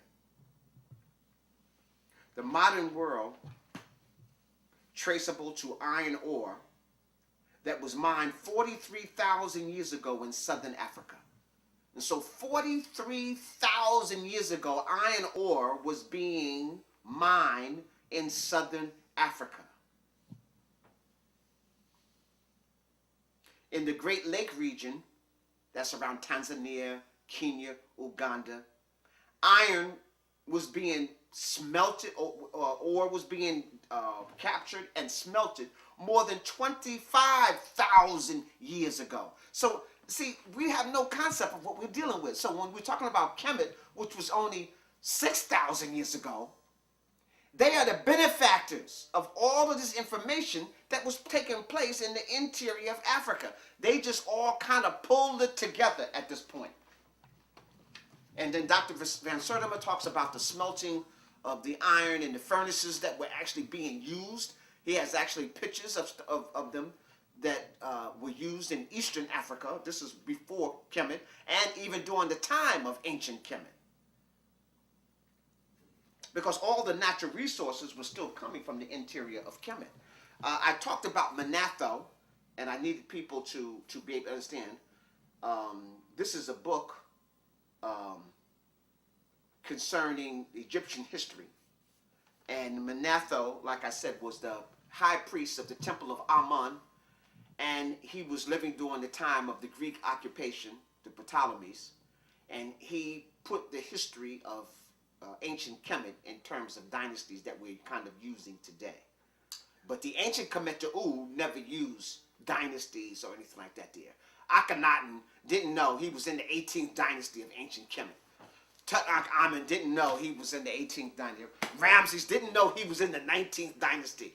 Okay, that was all done in the aftermath. And we're using this like it's the foundation of African history. It is not. It is not the foundation. Like I said, Dr. Asa Hilliard, Dr. Jacob Crothers, Dr. Ben, Dr. Chancellor Williams, and all of them came together and broke Africa up into the first golden age, second golden age, third golden age, fourth golden age. And if I can just summarize them just a little bit so that you'll have just a little knowledge. Yes. Ancient Kush was in existence for thousands of years before the first reunification of the golden age led in by Narmer. And in my book, I show you the faces. So I wanted to be crystal clear that Africans at all the stages. And so here's a picture of Narmer, an obvious African, is the founder of the first golden age of the reunification of ancient Kemet. I use the word reunification because I already showed you Haru Imaketi, and a lot of these structures were already in place by a group of unified Africans thousands of years before Narmer. Due to cataclysms destroying much of the Earth's surface, devastating large numbers of the Earth's population, man shifted back and had to start over again. But some of these priests kept the knowledge and developed a society that would be able to take off where they left out. Ancient Kemet is one of those societies. And we'll see other places around the world where some of this knowledge would be to take off. We'll see over here, we have Menchu Hotep, this big black brother here, look like Shaq, okay? He is the founder of the second golden age. It's the third and fourth golden age. Here's Asar, believed to be the first ruler of ancient Kemet in dynastic times, going back over 36,000 years ago. Obvious Africans, and we go on So all of the four golden ages of ancient Kemet were all founded by Africans. And it is clear that Haru Imaketi is a big black face that you know as the Sphinx. If we can see Het Haru, the golden calf, we can see Hemet Nasut Weret, Tai, who was a beautiful African queen, one of the rulers of ancient Kemet. And again, we see all Africans. Look at this brother with locks. You don't even hardly see. Imhat Aman. Amin Himhat.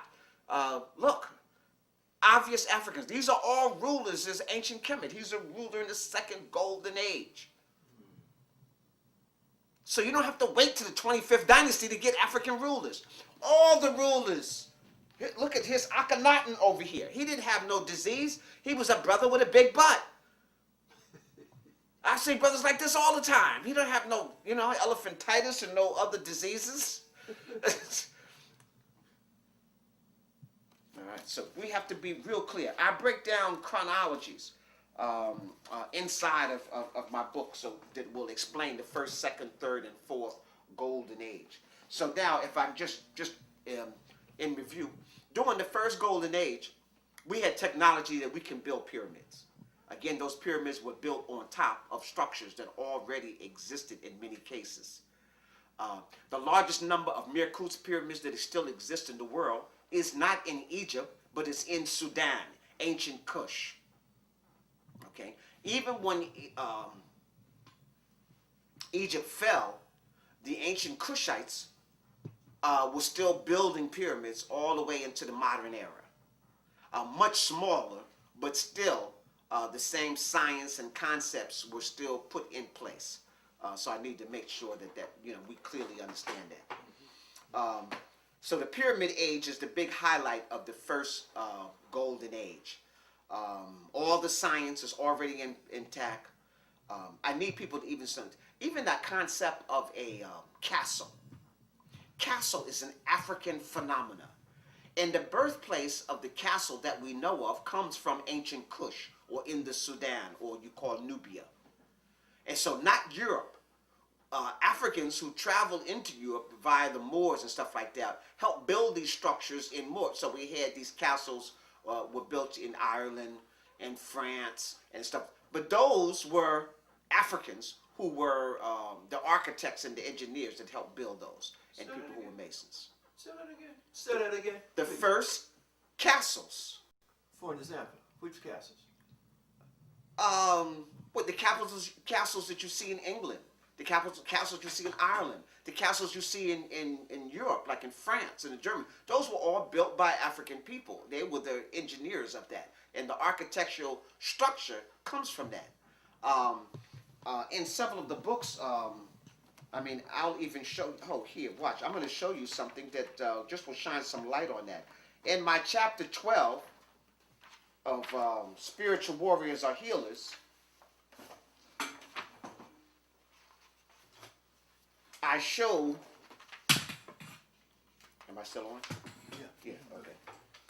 In chapter 12 of Spiritual Warriors Are Healers, this is at Beni Hassan, which was ancient Mahez. Ancient Mahez is where the warriors were buried during the second golden age of ancient Kemet.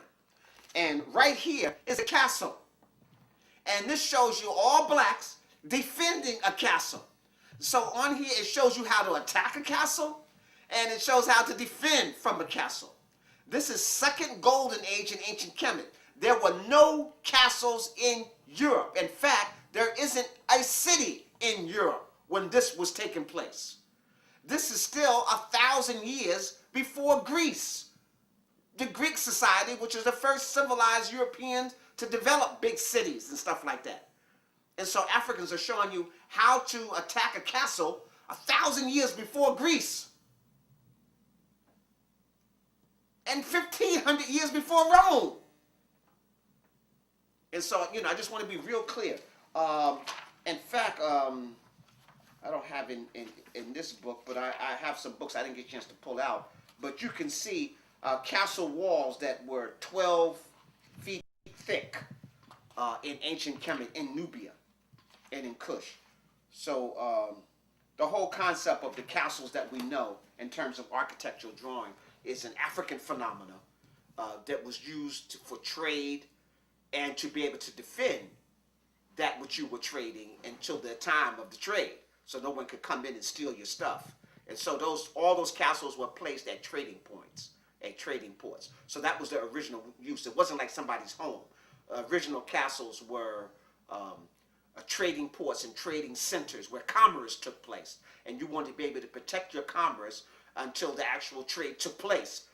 Okay, so that's what and the castles had moats around it and all of that. So I just want to be clear, that's not a European phenomenon, that's African. And the Moors are the ones that build the first capitals in Europe. First castles in Europe? Built by the Moors.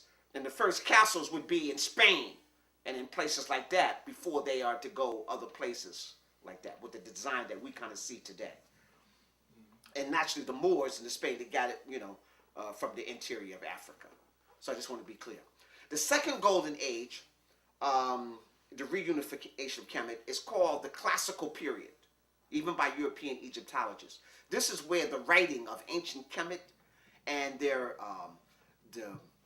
the mythology of ancient Kemet is all put down in the Medu Neter. And most of the classical writings and stuff like that is done during this period of time. See, during the first golden era, we have what we call the Mirkut Sabiat, or the pyramid text. That's the first golden age, the pyramid text, the Mirkut Sabiat. And it's talking about a time prior to Narmer. So I want you to understand, they're talking about astronomy, astrology, the stars, the heavens, the imperishable stars. This is known before Narmer, the first dynasty of ancient Kemet. And the pyramid text is the first religious, so-called, they call it religious, but it's spiritual text recorded. So spirituality existed for thousands of years. But in terms of recording in a text that you can read, you want to read the Mirkut Sabiat, or the pyramid text. You can still go and buy that today. Okay? And so you can see that we understood astronomy, astrology. We understood spirituality at the highest point, that the ruler, when he died, joined his spiritual ancestors that exist in the heavens. So is above, so below. All that's in the pyramid text. The oldest spiritual books in the world. All right, so it's not no Mfundishi feel-good hour. This is all based upon writings, okay? That's the first golden period. Remember, this writing is about a time period that took place thousands of years before that.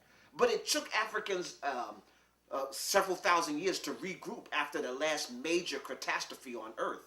And so what you're seeing in ancient Kemet, about 4000 BCE, is Africans who have regrouped now and can start their civilization again. That's why Kemet looked like it started almost at its zenith and started to go downhill, because they already had the knowledge. Now the priests had to develop a group of people who could carry this out. Okay, the second golden age now is going to bring in what we would call the coffin texts, or the Karas Sabiat. The Karas Sabiat, the coffin texts, now are groups of writings that was placed inside of the tombs of the ancient Kemetu that talked about the spiritual writings that was in the pyramid text and other spiritual writings that had been recorded from before ancient Kemet. This was all placed, these prayers, these all this stuff was placed inside of the tombs, the time capsules, I call them, because they are truly time capsules when you look at what their function was and what they're doing today, and the information we can still get from them. So it's kind of a misnomer by saying the coffin text, but again, if we're letting Europeans define the name of our books, that's what's going to happen. In the third golden age, you were issued in what was called the Pert Im Haru, the book of coming forth by day. And the European Egyptologists call that the book of the dead. So you see, we can't depend on them defining our stuff. It was a book of everlasting life, not a book of the dead. Okay, but because they found it inside of the tombs of what they call dead people, they just named it that. But it's the book of coming forth by day. It's a book on how to be immortal. on the book of how to overcome obstacles in the afterlife and spiritual entities that one has to deal with in the spiritual world. That the spiritual world is even larger than this physical world. And the ancient Africans clearly understood that. And even Africans today who have not lost their mind still understand this. Okay. The fourth, the fourth golden age deals with Kush coming back in because Africa has lost its way again. In the fourth golden age, the brothers from ancient Kush come back into Africa to bring back the teachings of the old ways. So you have the great writings of Kashta, the great writings of Pianki.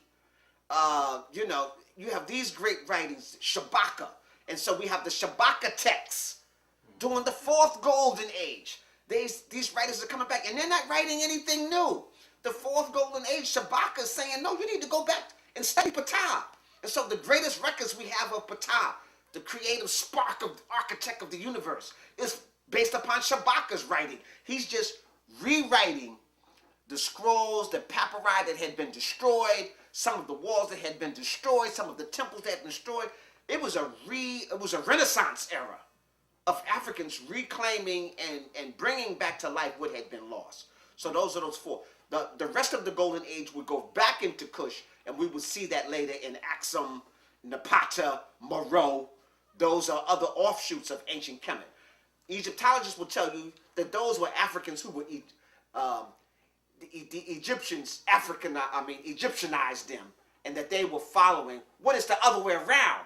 These ancient Africans created what is Egypt, and all they did was go back to their traditional ancestor worship. It wasn't something that was shoved down their throat or that was totally new. No one else, other people, ancient Kemet traveled to other places in the world. Nobody else could duplicate ancient Kemet but Africans. And I need to make this statement. The Greeks came into ancient Africa and stayed for what? 300 years as rulers. If you go to Greece, outside of the Parthenon, and there's no other evidence of high civilization. They cannot duplicate. They don't have the Neteru all over the place. They don't have giant statues all over the place. They don't have pyramids all over the place. They were there 300 years. How come they couldn't duplicate it? The Romans would have come in after the Greeks in 30 BCE, and they had access to all the temples. They had access to all the information the Greeks had. They built a couple of temples, a couple of monuments, their cathedral, their Colosseum. But outside of that, there's no other. Kemet is not duplicated because they don't have that knowledge again.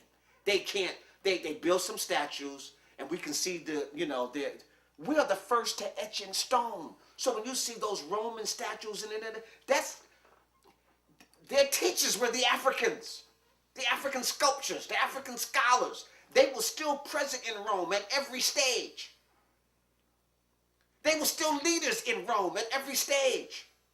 You had to talk. The word the Senate in Greece and the Senate in Rome wore the long robes, almost like a galabia, like a kaftan, or, the long robes with the cloth over their arm.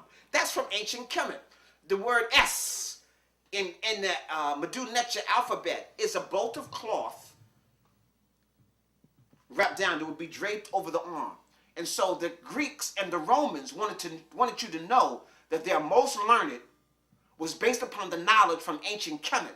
And they wore their cloth over their fabric, over their bodies, the same way they did in ancient Kemet. And they were the most learned of the Western society. That's where that comes from. So I need you to be really clear about that. And they don't show you, but many of the people who still were the advisors of the Senate and in Greece and Rome were still African priests. The whole Masonic, the Mason era, the whole, idea of Masons and Masonic, this were sculptures based upon the art of Ptah. In ancient in ancient Greece, they say if it wasn't for Ptah, we would have no houses, no buildings. we would still be living in caves. This is what the ancient Greeks said. And Ptah is the patron of all craftsmen. So Now, that's where the Masonic order comes from. Where is that written? If it was not for Ptah, we would have no houses, no. Is that You'll come back. I got some works to get. I have to go back to the library and start pulling this stuff out. But this is the words by the Greeks. I want you to understand that. Who are the Greek scholars? I need to go back and get the book by George G.M. James. Yes. George G.M. James showed you that every so-called Greek scholar studied in Africa. Every single one studied in Africa in those very same temples we just talked about. You know, so I need to be real clear. Yes. You know? Yes. Would you continue in terms of how Rome and Greece, even the way they carried themselves, even the way they dressed, and so forth, was a duplication? It was a duplication of what they saw in ancient. Can you give more examples? Well, first of all, I talked about the Senate, who were the most learned. Okay, you know, that was a perfect example. They talked about their structures, their buildings, their temple. They didn't have no temple. Europe had no temples. They had no major cities before they came in contact with Africa. I need to make that real clear. And can't nobody show you some cities and stuff that was there. Right now, one of the biggest phenomena in Europe is they're uncovering pyramids that existed in Europe thousands of years, that are even older than ancient Kemet. But they weren't built by Europeans. They were built by Africans. I need to be clear. We are the original inhabitants of all of the continents on the planet Earth. If they're found in Europe, how can you say they were built by We are the first Europeans. Europe is named after Europa, an African queen of North Africa. You know? So even the word Europe is named after an African black woman. So I need to be clear about that. You know, we are the first Asiatics. The first Asians are Africans or black people. Southern Asia was populated first. You know, we get the yellow, pale-looking Asiatics who are the descendants from the Mongolians. And the Mongolians come from the extreme north, like the Europeans come from the extreme north, the ice people. So we have the sun people and the ice people meet, and that's when you have the people of color. So I need to be real clear about that. The ice people, lacking melanin, meet the sun people who are melanated. And then you have the variations of the brown people in between. So you need to be clear about that. The original happens of Japan were black people, the Anu, the original happens of southern China.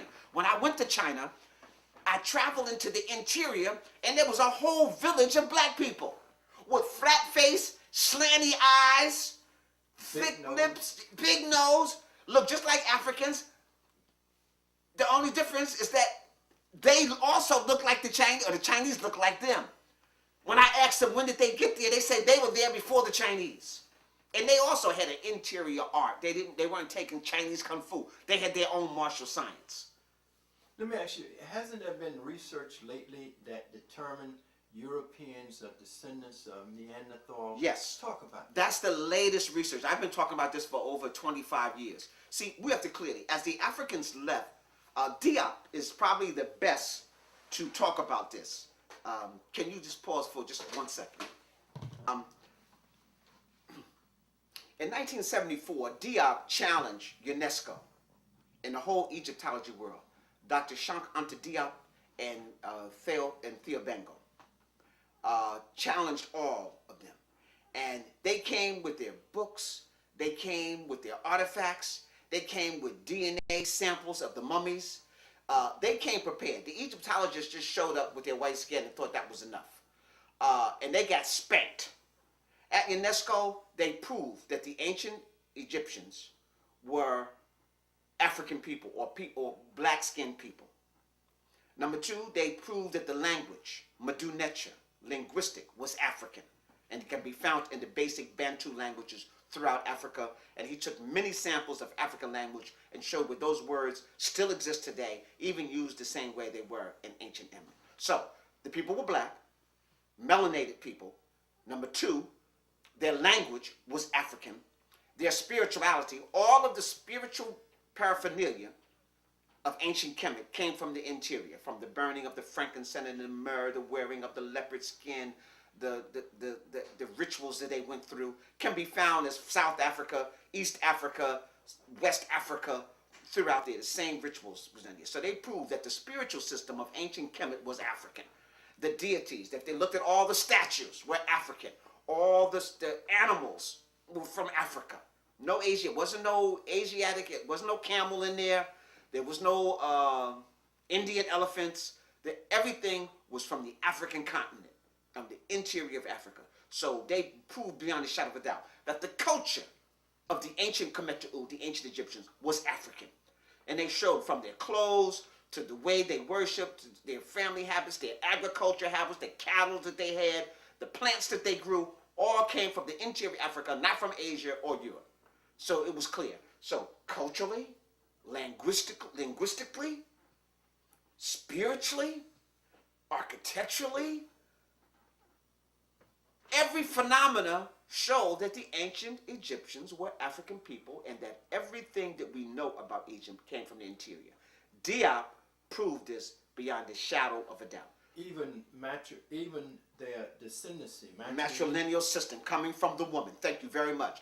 All shown, especially in ancient Kush, which was the main, ancestors of the ancient. They still had a matrilineal. In ancient Kush, in some cases, they had just as many women rulers as they had men, and in some areas, more women rulers than men. And even in Kemet, the throne was passed through the woman. Aset is the throne maker, and that's what she wears, the throne on her head. And so all dealing, and just the way the ancient Africans treated their women. Total respect. Not like Asiatics or Europeans or anybody else on the planet. All right? So very, very clear. So I want to be, clear on those points.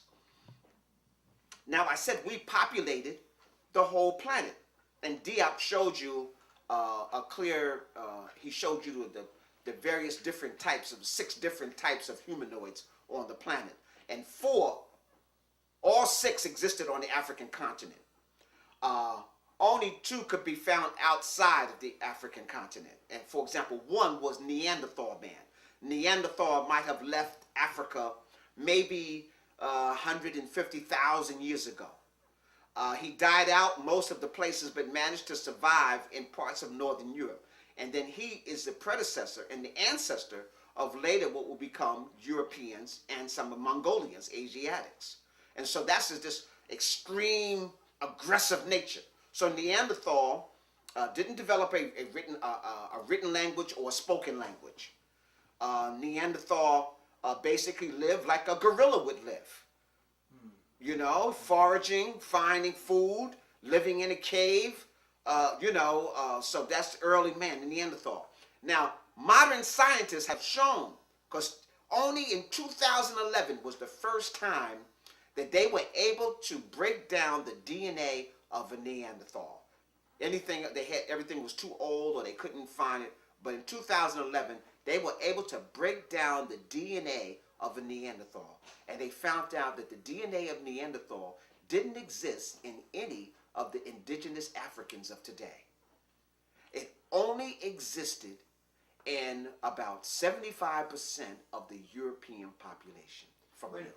75% of the European population has a DNA that goes to the Neanderthal? To the Neanderthal.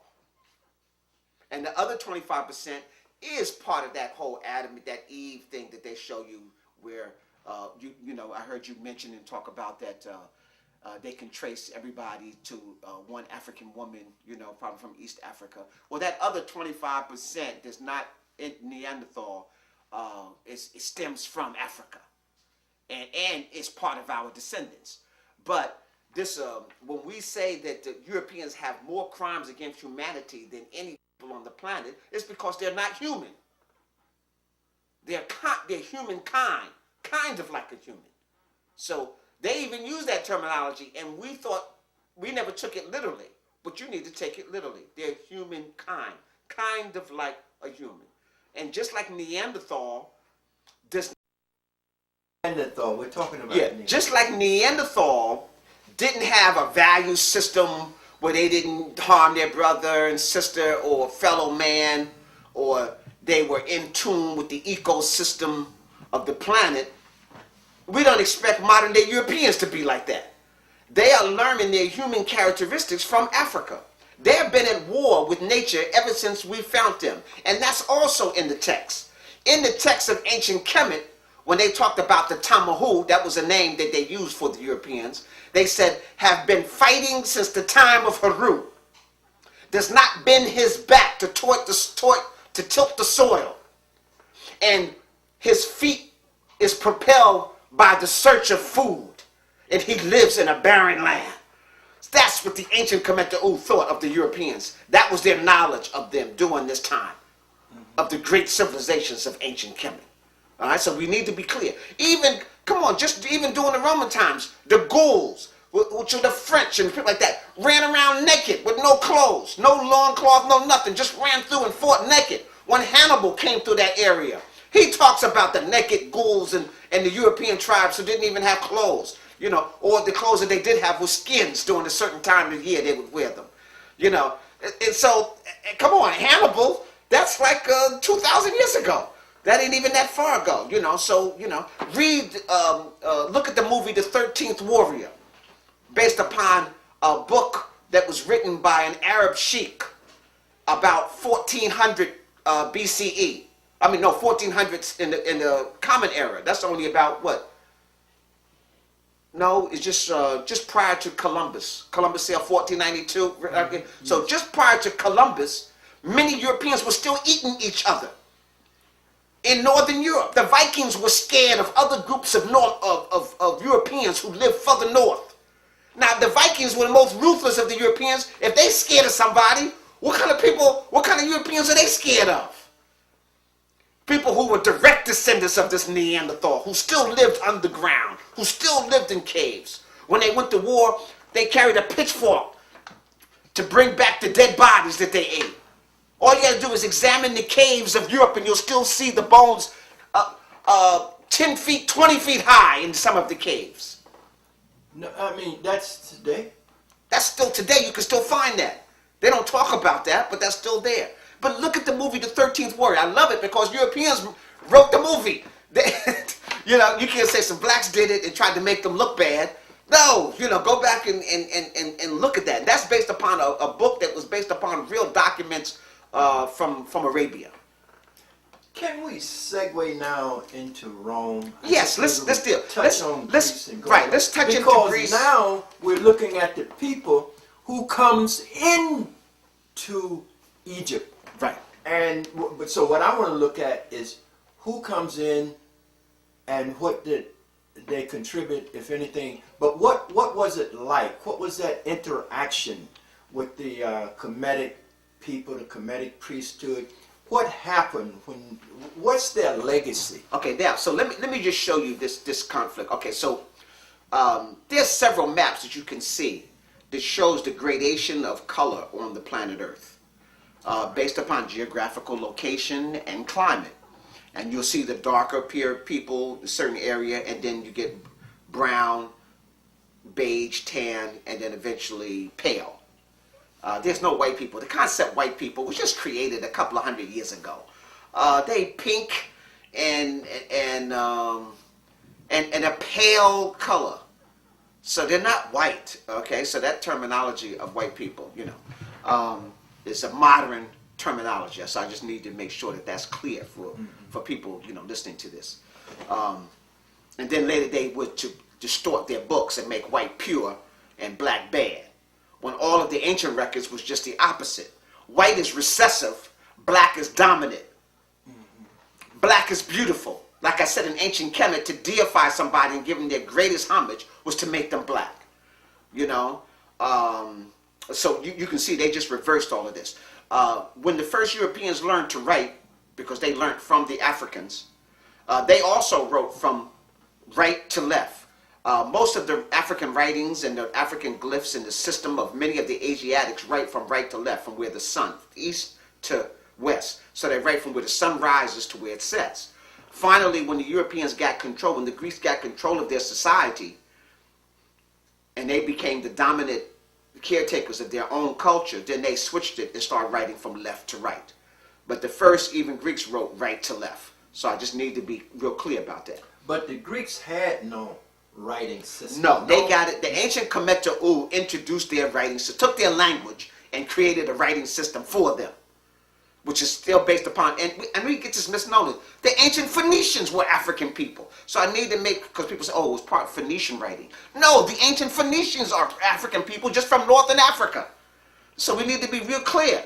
The Phoenicians were Africans who were basically the sea maritime people. They were this, people who were the traders who navigated the oceans. Okay, so I just need to be clear. So the Phoenicians are the predecessors to what will become the Moors. So I just need to make that clear. So, if you want to go ancient Moors, you don't see that word, but you'll see Phoenicians. So the Phoenicians migrated into what we happened to the ancient Moors. And then the Moors became more defined as the Islam rose, because these Africans were converted to Islam. And then they spread the seas, and so that's Moors became attached to that. And so that's why you'll see the Moors, the first thing they say to each other is Islam, brother, All right, so clear. Now, so the first Greeks, I made that mention before, that the Greeks said that if it wasn't for Ptah, they would still be in the caves. So I need you to understand that the area that is Greece today was a colony of ancient Egypt. Let me say that again. The area that is Greece today, and Iona, and all that area around there, was a colony of ancient Egypt. Egypt founded it? Founded that area. That area was predominantly swamp area, like Holland, all water areas. They built dams and dikes and drained the area, making it habitable. The Europeans had nothing to do with doing that. This was all done by African ingenuity. And then Europeans began to migrate into this area. They came in as workers, not traders and stuff like that. They didn't have nothing to trade that the Africans wanted. Mm-hmm. So they came in as workers. And were civilized by them. And were civilized by these Africans who were living there. Okay. And they were, if Greece was small little city states for a long time. At war with one another. At war with one another. Because that's what they were doing when they were further north. And they didn't get, and we kind of contribute, who was the great Aesop fable? Aesop fables, they'll try to say. Aesop said he was an Egyptian. So I need you to clearly understand that. That's about 1,000, that's 1200 BCE. This is still before the Greek society came into existence. The first, so even the first writers who claimed to be Greeks were still Africans. Okay, so I need to be really, really clear. So now they're in contact with our world, and all you have to see is the Mediterranean. We're trading, we're doing commerce there. Crete was a Greek colony.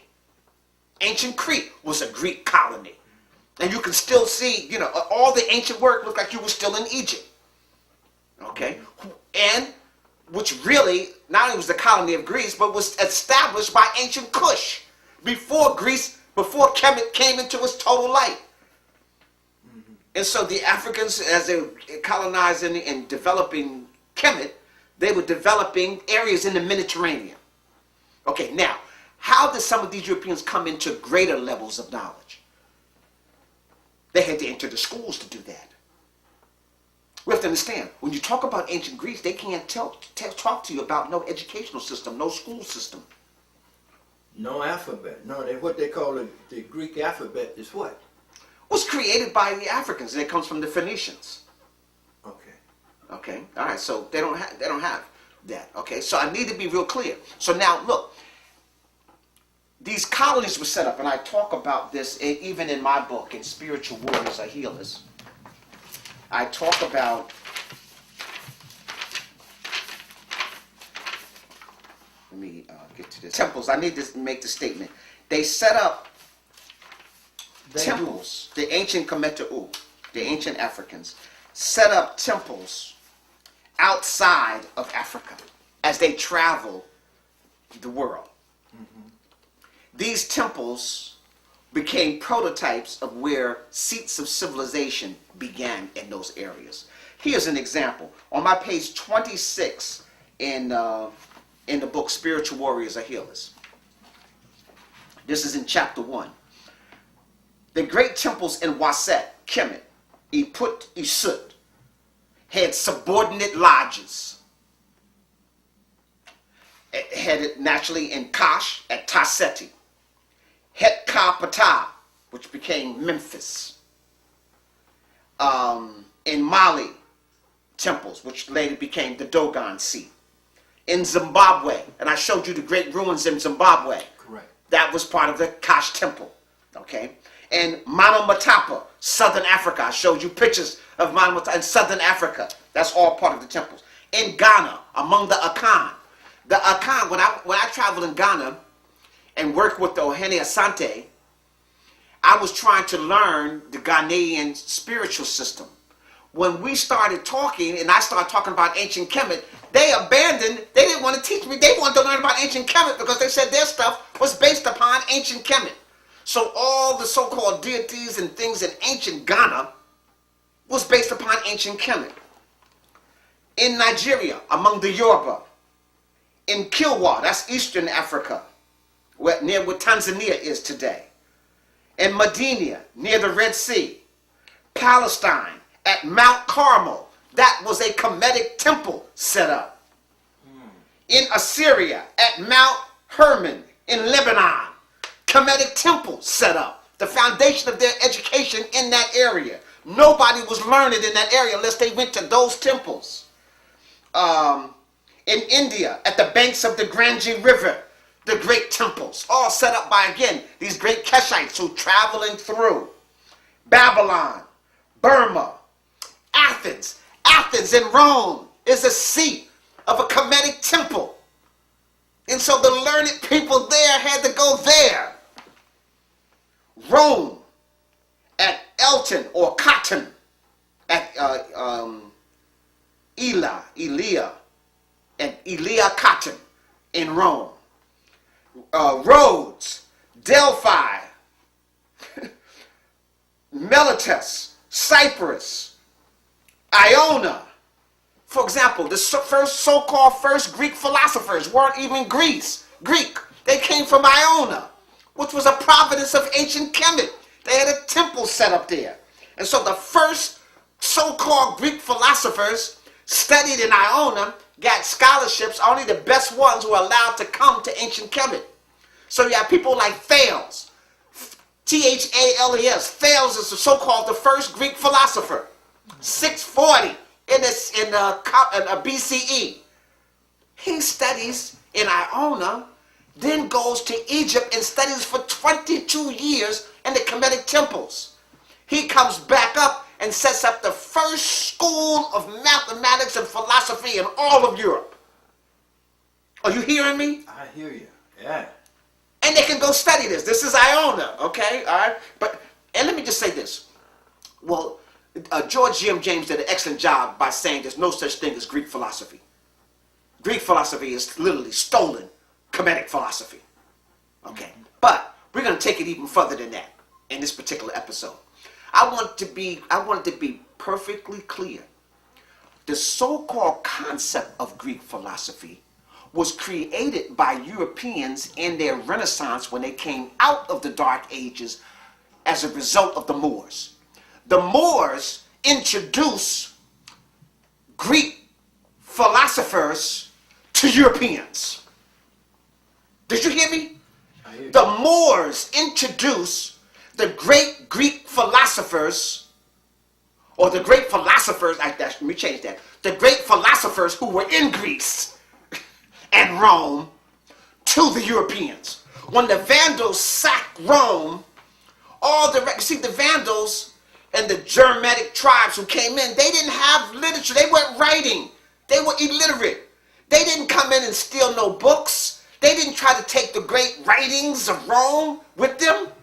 They didn't go and go where the Senate, was lodged and try to take their records back to ancient Germany and back to Finland and Norway. They didn't do any of that. They just came and sacked the people, destroyed the monuments and temples, and carried all the gold and booty they could take back. So I need to be clear. So when Rome fell, the Europeans who that's where you get the word vandalism from the Vandals. who just destroyed. So when I talked about Neanderthal, you see the connection here? Yeah. You have people who come in and they just destroy. They don't want to take back any of the wealth that the Romans had even stolen. And the Romans had stole from everybody. Now I can begin to understand how, what we were talking about earlier, that I said all the young people asked me, if we were this great, how did the Europeans manage to conquer us? That fits right into you getting a vision of what you're dealing with. Yes. Yeah. Yeah. So they can clearly see. So, now let me just go back just one more step. So now the Moors, who are the learned scholars from Kemet, who were converted to Islam by the Arabs and annexed into the Arab world, conquered Egypt in 711. They come in and they are really the ones who are going to educate the Europeans. So they come in and set up the first temples, the first Senate, the first temples, the first, all of that masjid is set up in Spain. The first universities in Europe. There are no universities in Europe in 711. Let me just start this. When the Moors came into Europe in 711, all throughout Europe, there are no universities. That concept isn't even thought of at this point. The only people in Europe who can read and write are people who are connected to the Roman Catholic Church. Correct. That is correct. So if you were not a monk, and almost no women, so if you were not a monk or part of the royal family, you couldn't read in Europe. So when they finally put the Old and New Testament together in the 1400s, they didn't have nobody who could read this stuff. So when Martin Luther put the 92 Theses on the wall of Wittenberg, that's in Germany. People have to put this in properly. That's in Germany. So the Protestant religion that broke away from the Roman Catholic Church, that set up the first school in Europe, or the Protestants who broke away from the Roman Catholic Church. They wanted to keep the people ignorant. Now that the cat was out the bag, the Catholics said, "Oh no, well wait a minute, we got to compete with this." So they set up the Catholic Church. The Catholic schools. So we was parochial schools. Mm-hmm. So you have the Protestant and then the parochial. So that was developed in Europe as a result, after that. Okay, so, but there's still no great universities yet. So over 12, 13 universities was developed by the Moors in Europe. So when you talk about Cambridge, Brighton, and all of that, that's a result of these Europeans who intermingled with the African Moor scholars and then went back to Europe. And this is where they learned about the great thinkers in Greece and Rome. They were severed from all the stuff that Roman had stolen and pilgrimaged and taken. Because you understand, at times Rome sacked Babylon, had conquered Babylonia, had conquered Syria, had conquered many places in Asia, all the way to the Great Ranges, all the way, like that, all the way to the what's the tallest mountains?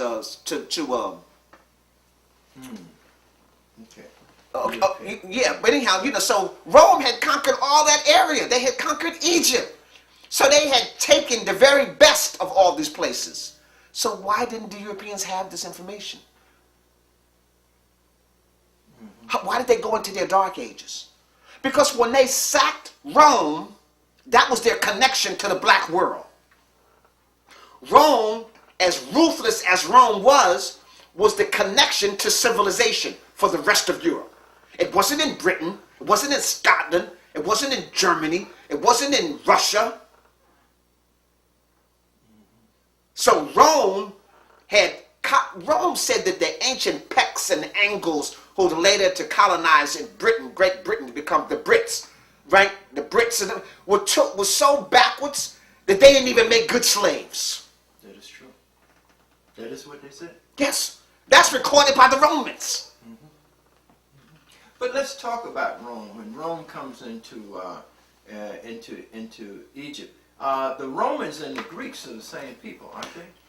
Okay, yes, you have to understand. Okay, so look at today, Greece is where the Greeks were. And look at today, Italy is where the Romans were. I know a lot of people don't associate that, so I gotta let them look at geography for a second.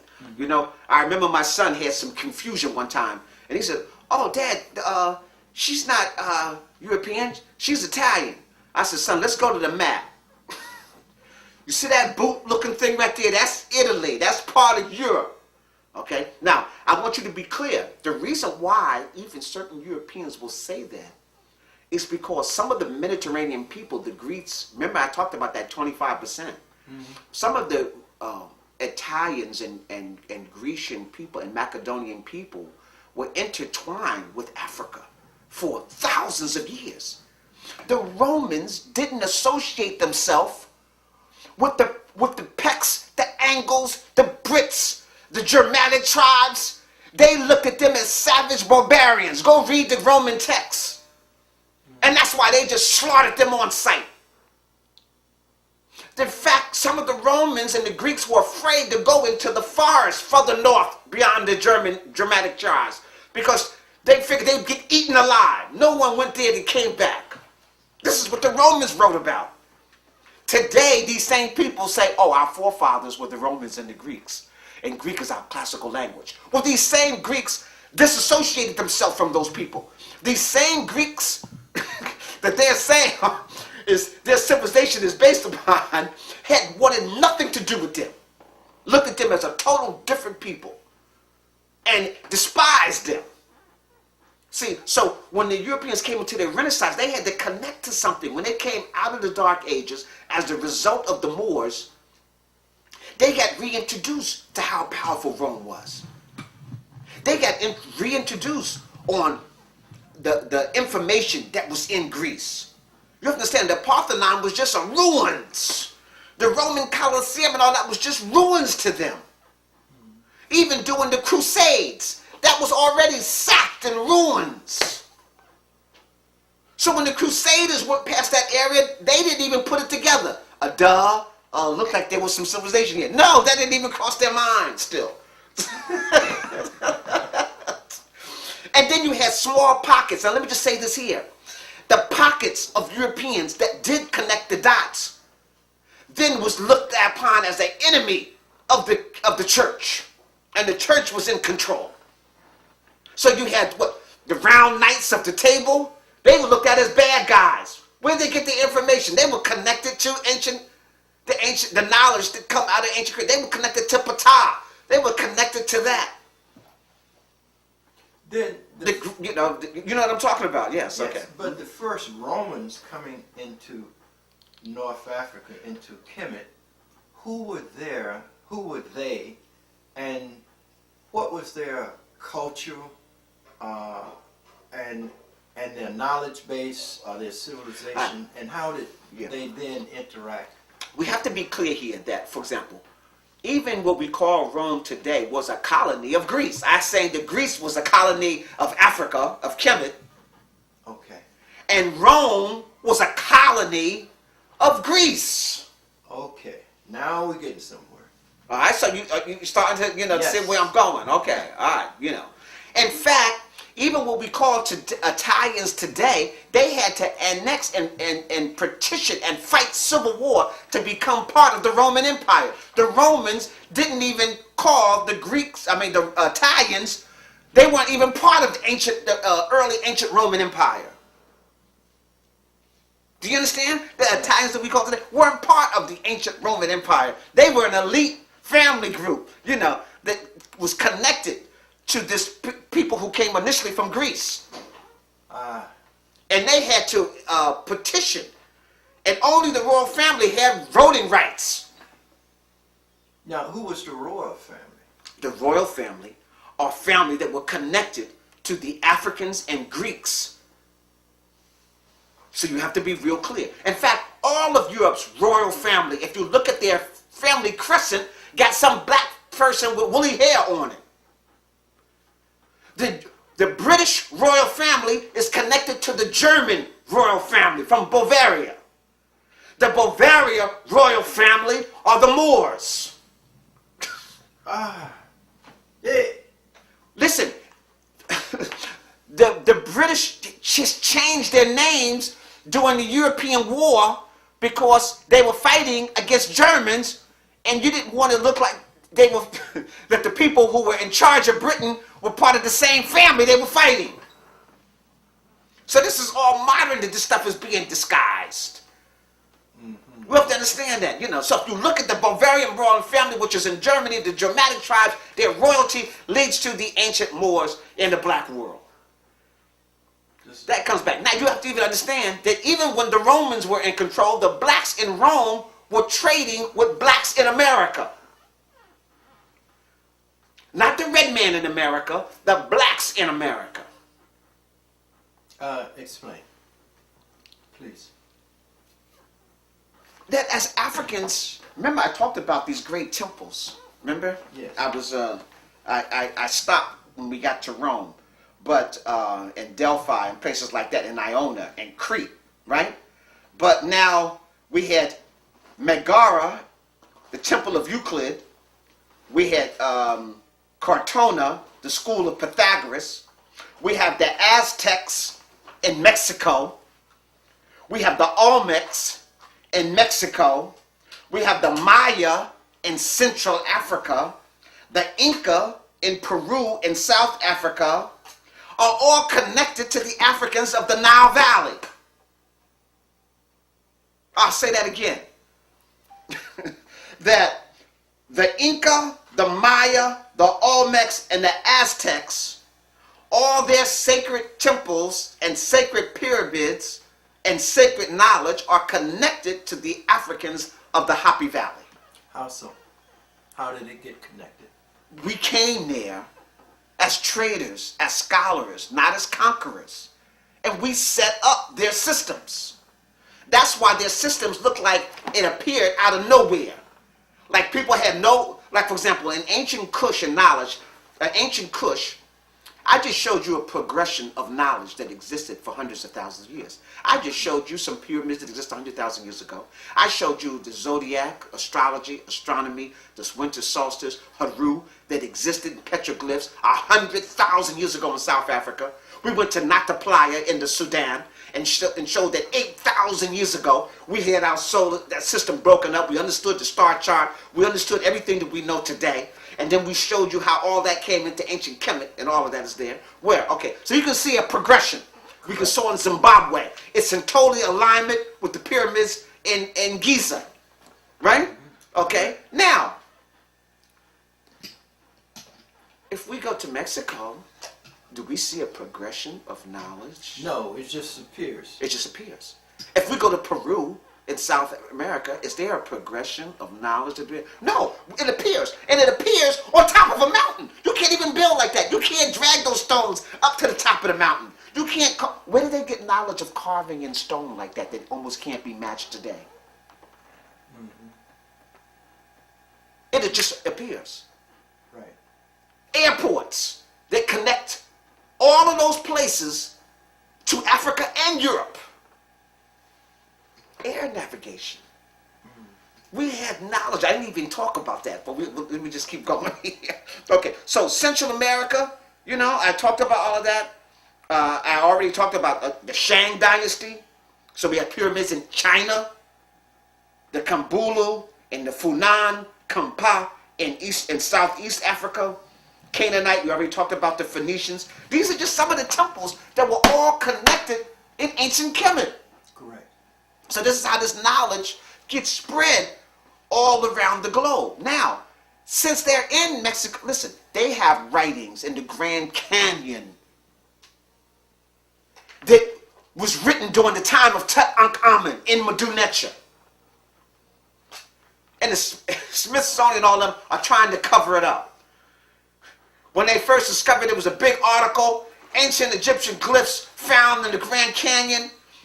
And then a week later, they said, oh no, that was a mistake. We can't find any of that. And that was a mistake. That never happened. You know, because the people who were funding this, you know, the secret society said, no, you can't put that information, you know, out in there. Not only that, the Moors, they found glyphs, Medu Neter, in New England, United States, yes, from the Moors, from ancient Kemet. How do you get that? I'm talking, remember I told you when you go to the Metropolitan Museum, right there in the old period, they show a ship bigger than the Pinta, Nina, and Santa Maria all put together in ancient Kemet. Correct. With sails and everything. So we had ocean going vessels during ancient Kemet. Now I have to make this clear. Let me be clear. The Roman Navy were all navigated by African sailors. The Africans participated throughout, even in leadership In Greece Rome. and Rome. And in fact, their lifeline was their hold on Northern Africa. Northern Africa was Rome's lifeline. They just pillaged and destroyed the various peoples in Europe for control of dominance of land. But their gold, their minerals, their money, all came from Northern Africa. Even That's why Carthage, for example, over there, was so important. And that's why Hannibal came in there and gave them a royal whooping for a couple of centuries. You know? even the food basket Yes. was northern. Was Northern Africa. That's why I wanted you to Yes. put all of that in perspective so we can see Rome and its relationship to the ancient Greece's How food basket. Greece's food basket was based on Northern Africa. You have to understand. I'm going to take something a little simple like this here, like olive oil. The importation of olive oil is an African phenomenon, not Greece. Olives were introduced into Greece From where? from Northern Africa. And olives, they're unedible off the vine. They're so hard. You got to soak them for a whole year, whatever it is. So this year's olives was from a 2 years crop from behind. We came here and did the importing and exporting of the olives and olive oil in Greece. That was controlled by the ancient Egyptians. When Greece took over and defeated them, then they took that over, and then the Romans would have taken over from the Greeks, you know. But I just wanted to show you, know, all of the food, most of the food that... The tomato, when you think of Italians, you think of pasta. That comes from China. When you think of tomato, that comes from Northern Africa. Listen, that comes from Africa. They didn't have no tomatoes in Italy. It's still not indigenous there. That was brought in there. Okay. So I want you to see, most of the food crop still came as a result of the African trade. And guess who was really responsible for bringing food into Europe? The Moors. Because remember, when they went through their dark ages again, think about this, brother. I want to make it real clear so people think we're just not making this up. In the 1800s, just prior to the Civil War in America, you had a great famine in Scotland and in Wales. It was called the what? The potato famine. That's right. What group of people you know only got one food? The Irish. Yes. Come on. I'm just showing you how Europe have always been. During the time of the Crusades, and even after the Crusades, Europe, wait, let me just take 1492, for example. 1492 should be known for two things other than what we know it for. We think of it as Columbus. That should be the last thing on your mind. In 1492, the Moors were expelled from Spain. That's right. And the Jews were massacred. On April 1st, 1492, April Fool's Day, is when the Europeans, the Queen, they sent a note saying, we will let you go, we'll have ships waiting for you at the port, and all the Jews and blacks, y'all have to leave Spain. And so on April 1st, they went down to the shore to get aboard the boats and the ships that the church said they would have waiting for them. And when they got down there, our army was waiting for them and slaughtered them. April Fools. Whose army? The European Crusade, the England, France, all of them came together. It was the Catholic Church. Okay. The Catholic Church mustered the army. Same people who were in the Crusades fighting against the Muslims. Okay, so they were waiting there and they killed the Jews and the Muslims, you know, and that was April Fool's Day. So we're celebrating April's Fool's Day. We're selling the decimation of Hebrew and African people who were tricked that they would be allowed to leave peacefully and would be aided in their voyage. And when they got there, April Fool and this was 92. 1492. April 1st, 1492. So when we think of 1492, that shouldn't be a happy day. That shouldn't be a day of celebration. Okay. You shouldn't be wandering around talking about no Columbus. But now I'm beginning to see how the Greeks come into Rome, come into North Africa, into Kemetic. They had a relationship. They had a relationship all the time. They were being trained. They were being, listen, they were a colony and educated, and only their best would be taken in. And so those, but let me just say this though, and George James makes it real clear. As the best began to get educated, that was still too much for the average European. And so all those so-called philosophers, Plato, Socrates, were killed and ostracized for teaching what? Foreign thought. Mm-hmm. So what Europeans are classifying as Greek philosophy, the Greeks said was foreign thought. And murdered them. Yes. Stoned, murdered. All was sent out of the cities and and ostracized. Mm-hmm. So I need to be real clear about this. Mm-hmm. So naturally, when the Romans, who just took on all of this information into their Senate and into their educational system, which was not for the common people. So I need to be clear. During the greatest of Rome, 95% of the population was illiterate. And I'm being kind when I say 95. Mm-hmm. Mm-hmm. Okay? And every movie does not depict the large number of blacks that were still there. Rome could not exist without the black population that was there. Talk about that population and that relationship and the differences within the culture.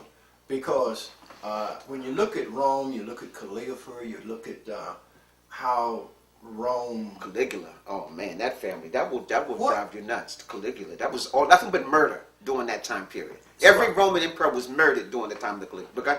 Yeah, I just want to look at when Rome takes over Egypt, that cultural impact with the native Egyptians, what Rome contributed to civilization during that period. How was that interaction and the relationship between Rome and the native people? Okay, now, we have to be clear that Rome is riding off of their connection with Greece and are benefiting from what the Greeks have learned as a result of being in close facsimile and close contact with the African nation. First of all, Greece is a colony of ancient Kemet. And so, but yet they are a different ethnic group. So we have to be clear. But they were not enslaved. Okay, so I'm just clear. The Africans taught them about the sea, and travel, and using through their Phoenician sleeps and through their boats and ships how to commerce. Because Greeks they don't become relevant until they learn how to use the ships and go to the ocean, because they don't have nothing naturally growing there. You have to be clear. Go to Greece today. There's still nothing basically there growing. They're depending upon an import for almost all their foods and natural products. And so the Africans helped them develop that, right? So once they began to develop that, then the key is that Greece, because of their strategic location in the Mediterranean, became a trading port. So that's Greece's claim to fame, right? They are now a trading port. The Macedonians became a great military power Actually, the Macedonians are probably one of the first great military powers in Europe. Okay, the Macedonians of the King Philip, right, will sack those city states that are around Greece. So Greece is still not a power yet. Macedonia becomes a power first. Then the Macedonians annex all that will become Greece. Under Alexander in 332, when he spreads across and conquers all of southern Asia, all the way out to the Tigris and Euphrates, and all the way to the borders of India. That's the Macedonians. We call it Greece because the Macedonians annexed Greece. And the word Macedonia is kind of like fallen from our vocabulary, because whoever controls the situation defines the situation. When they rewrote the books, they gave Greece the glory as opposed to the Greek Macedonians. Because so even the first Ptolemies were Greek and Macedonian. Okay? And annexing under Greece. Okay? So Greece became their homeland. Okay? But Macedonia was attached to that. Okay? So now they're introduced, they have their first army. Alexander develops, Romans cannot defeat Rome. Rome is a small place and not a major powerhouse during Alexander's reign. So they can't mess with Greece now. They're under the rule of Greece. Rome was under the rule of Greece. Now, the Macedonian Greeks are the powerhouse under Alexander. Alexander is undefeated as he travels all across southern Asia and then finally down into Africa. Like I said, when he came into Africa, he was on his way down to ancient Kush, because he had heard there were no warriors greater than the ancient Kushites. This is what Alexander heard. When he was in India, the Indians told him about the ancient Kushites. Because at that time, there were supposed to be two great black worlds. That which was India, and then that which was in Egypt and Kush. So now when he conquered Egypt, Kush was waiting. And they came to the border near Abyssinia with elephants. And they were standing there. They were like, come on, you want some of this? And Alexander consulted the oracle, and the oracle said, you will lose badly. And he never went into ancient Kush. Okay? So I'm just trying to show you up here. Now, so let's move. So Alexander is finally poisoned. He's killed. The Macedonians and then make a power play. So you had three great generals, and they kind of divide Alexander's empire up. One great general covers Asia, all the way out to Persia, that area there. Another one is in Egypt. And the other one takes to Macedonia and Greece. Okay, so Napoleon's empire is broken up into three areas. This makes the Romans easier to conquer them. Let me just say that. They couldn't have conquered Alexandria empire. But when Alexandria is killed, and the Romans, and then their empire is broken into three different facets, that allows Rome now to grow, because now Alexander's empire don't have a grip on them anymore. And it's not controlling that whole known world. So the Roman Empire now begins to expand. Now let me just talk about, we talked about the Roman culture. Let me just talk about here. The Roman gods, Greek at the top of their pantheon is Apollo. Yes. The Romans don't change that. They worship Apollo. The Greeks have Typhon, who represents Set, who later becomes like the devil comes in. The Romans don't change that. They got Typhon. In ancient Kemetic, you have Aset. The Greeks have Demeter. And the Romans now have Cyrus. Athene, from Athenia, which was Neat. Minerva. The Romans have Minerva. The Romans have Famuus, who becomes Pan. Pan is the great Greek philosopher that deals with neat. Then they have Zeus, but the Romans have Jupiter. Basset becomes Artemis, and the Romans have Diana. Hermes, the group of knowledge. So in Kemet, you have Jhuty. The Greeks are to take Jhuty and turn him into Hermes. And now, watch this. The Romans would do Thoth and Mercury, where the word thought, to think, comes from. Comes from Jhuty, which comes from Hermes. So the Hermes texts, the books of Hermes, is the books of knowledge that the Romans will take. Those, see, they sacked the libraries. What you have to understand, what the Greeks did was sack the libraries. And then had the Africans translate the Medu Neter into Greeks. Then the Romans will take that and translate it into their language. In fact, most of the Roman scholars didn't even speak a so-called Italian language.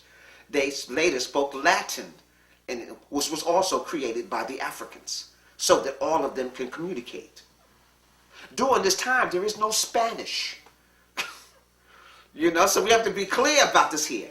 Those are all controlled by these people. There is no French as we know it. Okay, so even Latin is older than all of them. In fact, the first Spaniards and French spoke Latin. That became a language that pulled them all together. Okay, so I'm trying to be. Hopefully, I'm flowing here so that you know. So now that you know who the Roman gods were, that Mercury that they was just Jhuty. And Jupiter, their greatest was just Zeus, who was Ammon. Zeus is Ammon. And Zeus and Jupiter have to go back to Ethiopia every year to be recharged. Now, why would your God have to leave your country and go to Africa to get recharged if that's where it's from? So the Egyptians, the Greeks got what they got, even their gods, from Egypt, from the Africans, from Kemet.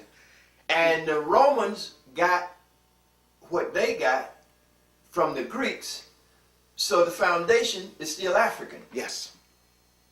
Okay, let's go. Yeah. So you got to be clear. So even Jupiter and them have to still give homage to Africa. But this is Roman God. This is the head of their pantheon.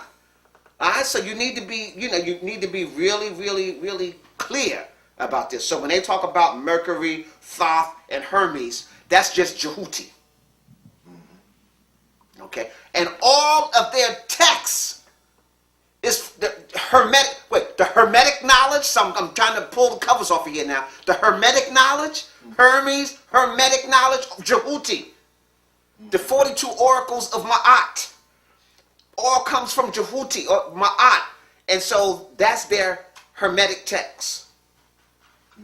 Okay, which is the foundation of Greek and Roman scholars.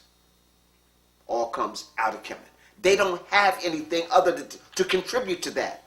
So their contribution to civilization, you can fit into a pinhead. Their Senate was an imitation, the Roman Senate is an imitation of the Greek Senate. The Greek Senate is an imitation of the priestship in ancient Kemet. All of the priests became the advisors to the Nasut Biti, the ruler of ancient Kemet. And so their Senate was trying to imitate that type of thing. But in ancient Kemet, it was based upon a spiritual thing. See, the ruler of ancient Kemet was also the high priest. Not in Greece and not in Rome.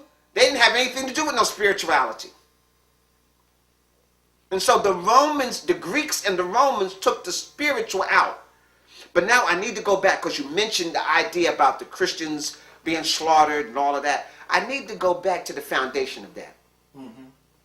The Greeks, after Alexander, you understand, Alexander saw, after he conquered Kemet, saw the adoration and respect that was given to the royal family, and specifically to the Nesut Biti and to the high priest.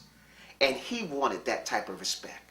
He didn't want respect just because the respect he had was just based upon fear, based upon his army, not based upon his knowledge and all of that. And so, and you have to understand, homosexuality was running rampant in Greece. That was and in Rome. That was the, So he wasn't getting the type of respect. That was the culture. Yeah, that was their culture, which was alien in ancient Kemet. Okay? And so now, after Alexander realized that the only way he's going to get this type of respect, he's going to have to go through initiation to show the people that he is a worshiper, he is the son of Amun. And so that's what Alexander does. Not only that, Alexander, even though he's a flaming homosexual, hooks up with a black woman. Cleopatra. No, the Cleopatras aren't created yet. Cleopatra is created from the Ptolemies after Alexander is killed. Okay. Yeah. Oh yeah, that's correct. Right? That's correct. Right. Cleopatra is just a title. Yeah. For the queen of the Macedonian and Greeks. Right. Okay, right. So, but he hooks up with Mark Antony. Right. So Alexander, even though he's a flaming gay and got mailed up, changes his everything because he wants to prove to the people that he is like the Nesut Biti of ancient Kemet. He is the son of Amun. He sits at the feet. He is Ptah personified.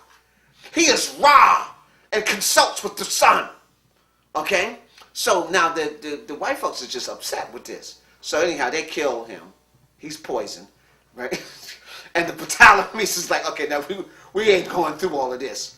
We're going to close these temples.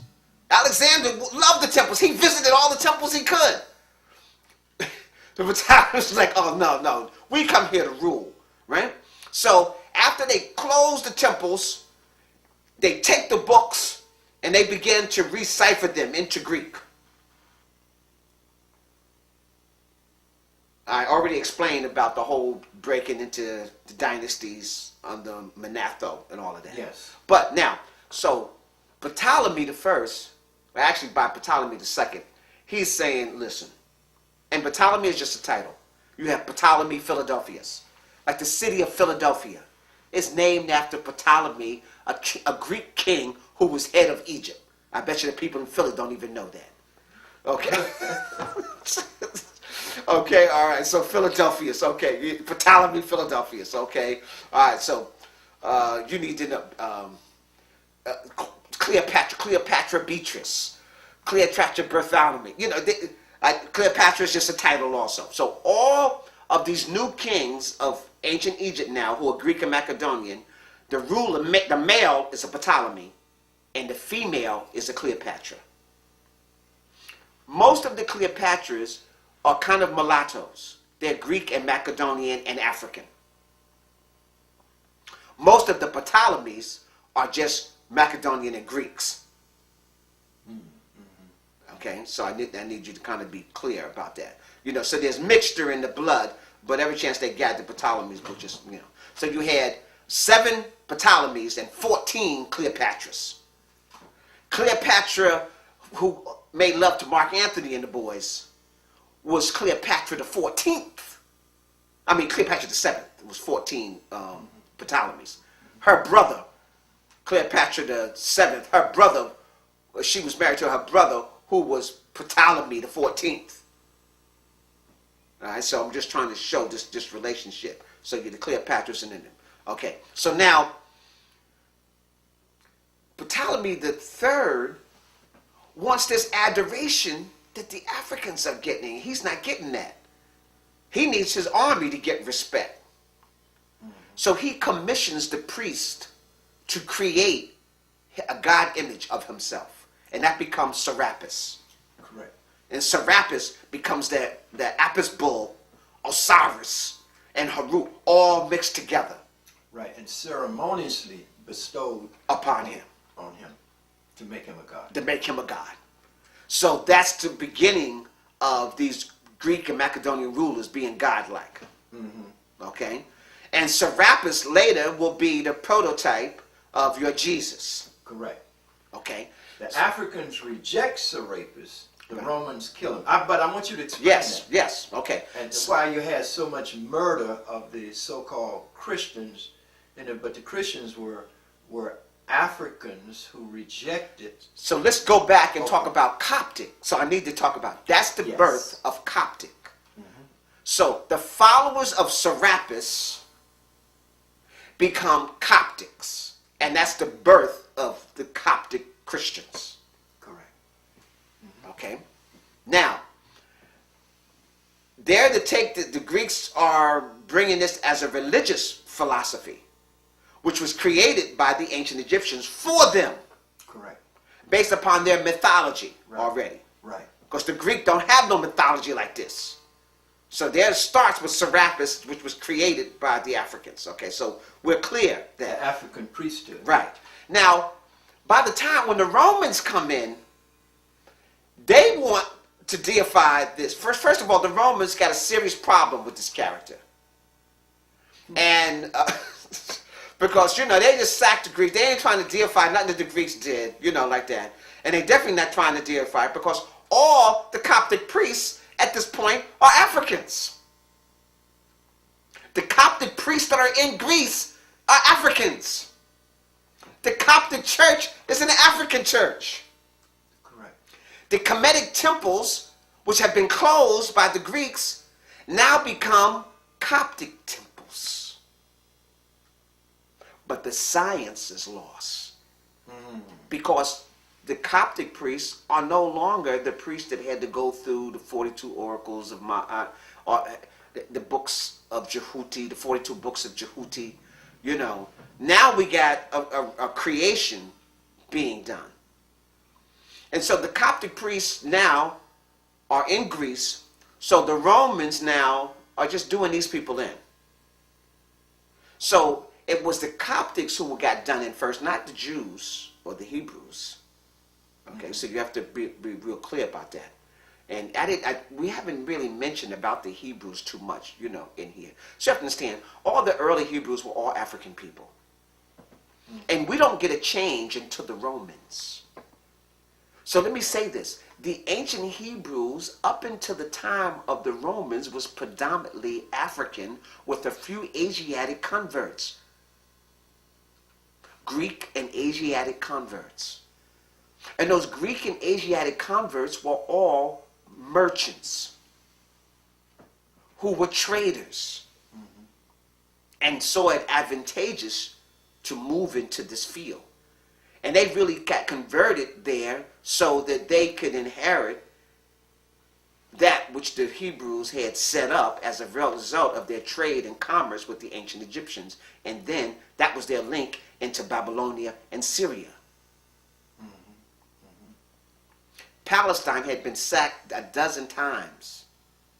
Israel is for Isis, Ra, and El, which was the word for God.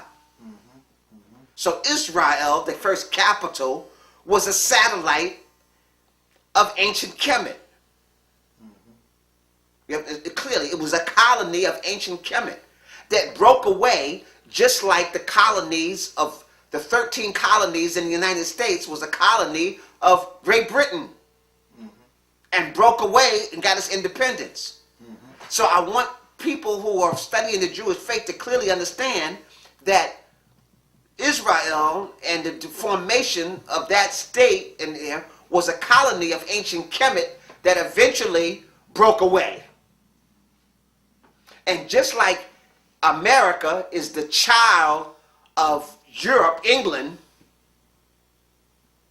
the Hebrews, as we know the way, is a child of ancient Kemet that broke away.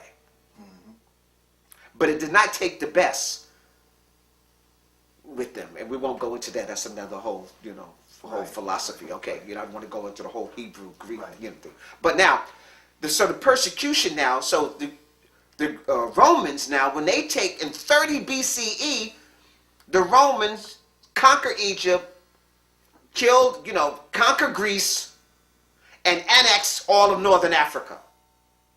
So all the possessions that the Greeks had now become Roman territory. And so this religion thing, they're not down with at all. They are basically atheists. They have their gods, that they worship, but they don't have no religion, So they just not down with this at all. And they don't have no spirituality. Right, no spirituality. That's out of the question. They're ruling by might and strength. Okay? And the Senate is their organizing body that kind of calls the shots that they're supposed to happen, Okay. So, are we clear on this here? Yeah, okay. clear. So now, Roman emperors, let me just go back and talk about this. The Sparcici, I believe, can you stop? This guy over here as an example, the dodecahedron. You want to connect with the universe. So if you're trying to connect with your ancestors, a shortcut is to understand that your DNA is no other than a dodecahedron. Just twisted, spiralized. From the upper hand down, looking downward, the planet Earth, is it round or is the planet Earth flat? Of course, we say round. And it's round by perception, but planet Earth is actually flat. True. As science evolves, we learn new things. From the upper hand down, above Earth looking down, they've confirmed that the planet Earth passes through the image of a dodecahedron. The planet Earth is a part of the DNA of the universe. So your DNA looks like this, but twisted, and your planet looks like this.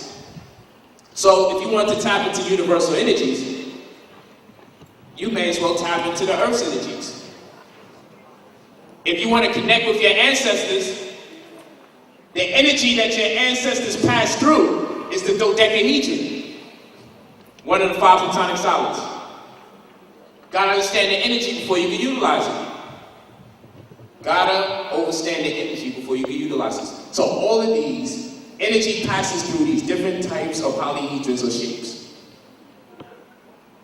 So I want to access the universe.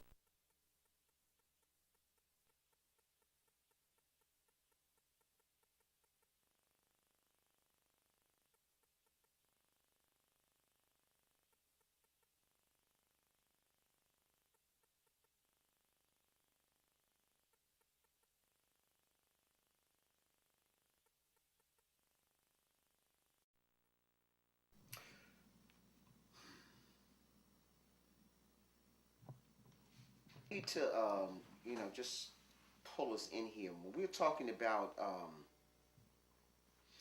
Julius Caesar is appointed the head of Spain by the Senate in 68 BC. Okay, so this is before Rome conquers Egypt and conquers the Greeks. Okay, so I just want to back up. Rome is starting to flex their might, just about 100 years before this. Like I say, they were no rival for Alexandria. But once the Alexandrian Empire was broken up, I explained that now Rome could grow and gain power, and their Senate is, But now when we look, Caesar is elected to the council in 59 BCE. Caesar conquers the Gauls. That's what's in France. So what will become the French. In 57 BCE. So this is before they're still dealing with the Greeks and Rome. They're and as they conquer these people, they annex their army to theirs. And I need to let you know, the Roman army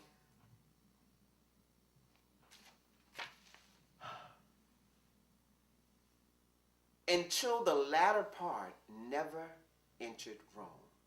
The Roman army was a hodgepodge of various people that they conquered.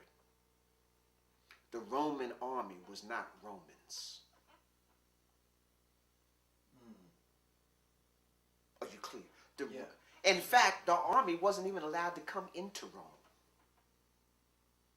Their job was just to conquer and bring the booty to Rome.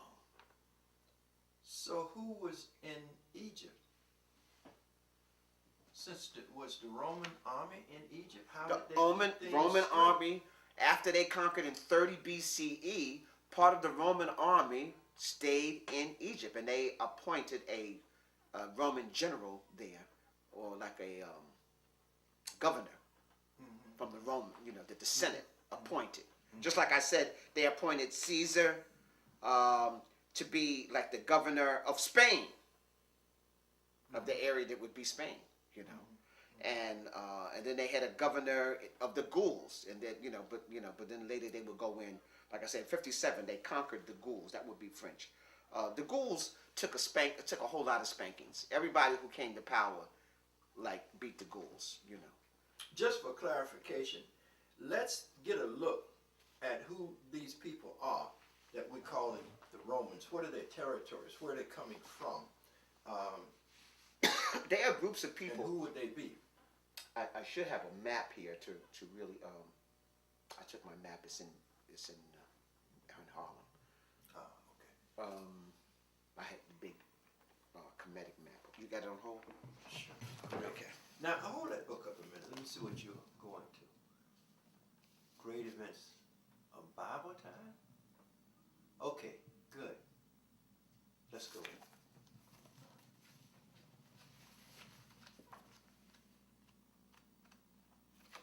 This is going to give us a good idea. This will give us a little bit more background of what I'm talking about. When Alexander, son of Philip of Macedonia, conquered and created the greatest empire here in Western world, we'll look, you see the Black Sea below this, and you see Macedonia. Yeah. Can you see it? Yes. All right, so you have Macedonia. So from you notice you don't see Greece there, you see Macedonia, because that's where Alexander was from. Okay, I know we notice him as a great Greek, okay, but that's where he's from. He conquers all the way across here. Asia Minor is called, right? That's where Iona and stuff like that. And today, this area up here will be called Turkey. Okay. So you're getting a little, okay. So Turkey is the doorway into Asia. So this side, part of Turkey is in Europe, the other part of Turkey is in Asia. Okay, so Alexander will conquer all of this this peninsula, which is Macedonia and Greece, move across into Asia Minor, conquer all of that, Cyprus, Crete, the islands there, move into this area here along the Euphrates River, move in, conquer Babylonia, Syria, and move all the way to the borders of India. Now, but in those days, Turkey was still a part of the African continent. No, not at that time. Oh, not at that time. Because you had the great Hittites, are probably the first known European nation to have any power. And the Hittites it would be where Asia Minor is and where Turkey is today. So and the Hittites were not Africans. Okay, let that part of the book down. Okay, now I can see it very well. Okay, so this is where Alexander conquered all of this area here, and then he was to come into Kemet. Okay, but you see, it doesn't go very far. He comes into Kemet. He goes out to Siwa. This is out in the desert here. This is an oasis out here, and then he comes back in this here to Memphis. So he doesn't go into southern. If you see here, the southern part, which is Upper Kemet, he leaves that part alone. And then here's a coin, king of Alexander. This coin of Alexander, that's the horns of Amun. When they made this coin, he considered himself the son of Amun. Amun-Ra in ancient Kemet. You see that? Can you see the ram heads here?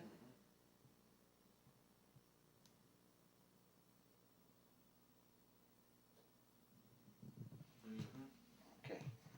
So now, this is not seen pretty good, but after Alexander dies, I talk about the three areas where his empire was broken up. You had the Ptolemy kingdom, which was northern Africa. Egypt.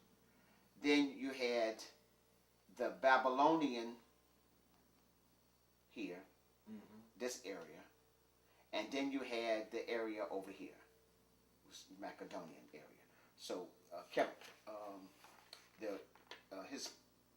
and you notice they call it the Hellenic age, okay, Hellenic or Hellenism. Anyhow, persecution of the Jews. So that's what we were just talking about that, okay.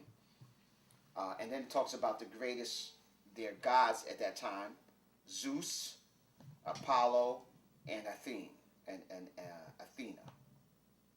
And those were the Greek gods. And the Romans are going to just tap it right on top of that. This just shows the Hellenic Wars. But I wanted to show you a map of when Rome finally comes into the picture. Here, we can see the first beginning writings, books of Christianity. And so the first books that are to be brought into Greece to be shown are books dealing with the religion of the Coptics. The Africans. Yes. So that's their introduction to literacy, you know. Other than that, only the Senate could read, you know, and things of that nature. Okay, I wanted to... Okay, now, the Romans come into the picture, and that the Romans at their height, look at here, see? So they engulf all that was the Greeks. But where are they coming from? Who are the Romans? I mean, not just that little piece. Okay, right so, there, but right. Who are their ancestors? Where are they coming down from? Okay, first of all, I mentioned it before, Rome is a colony of Greece.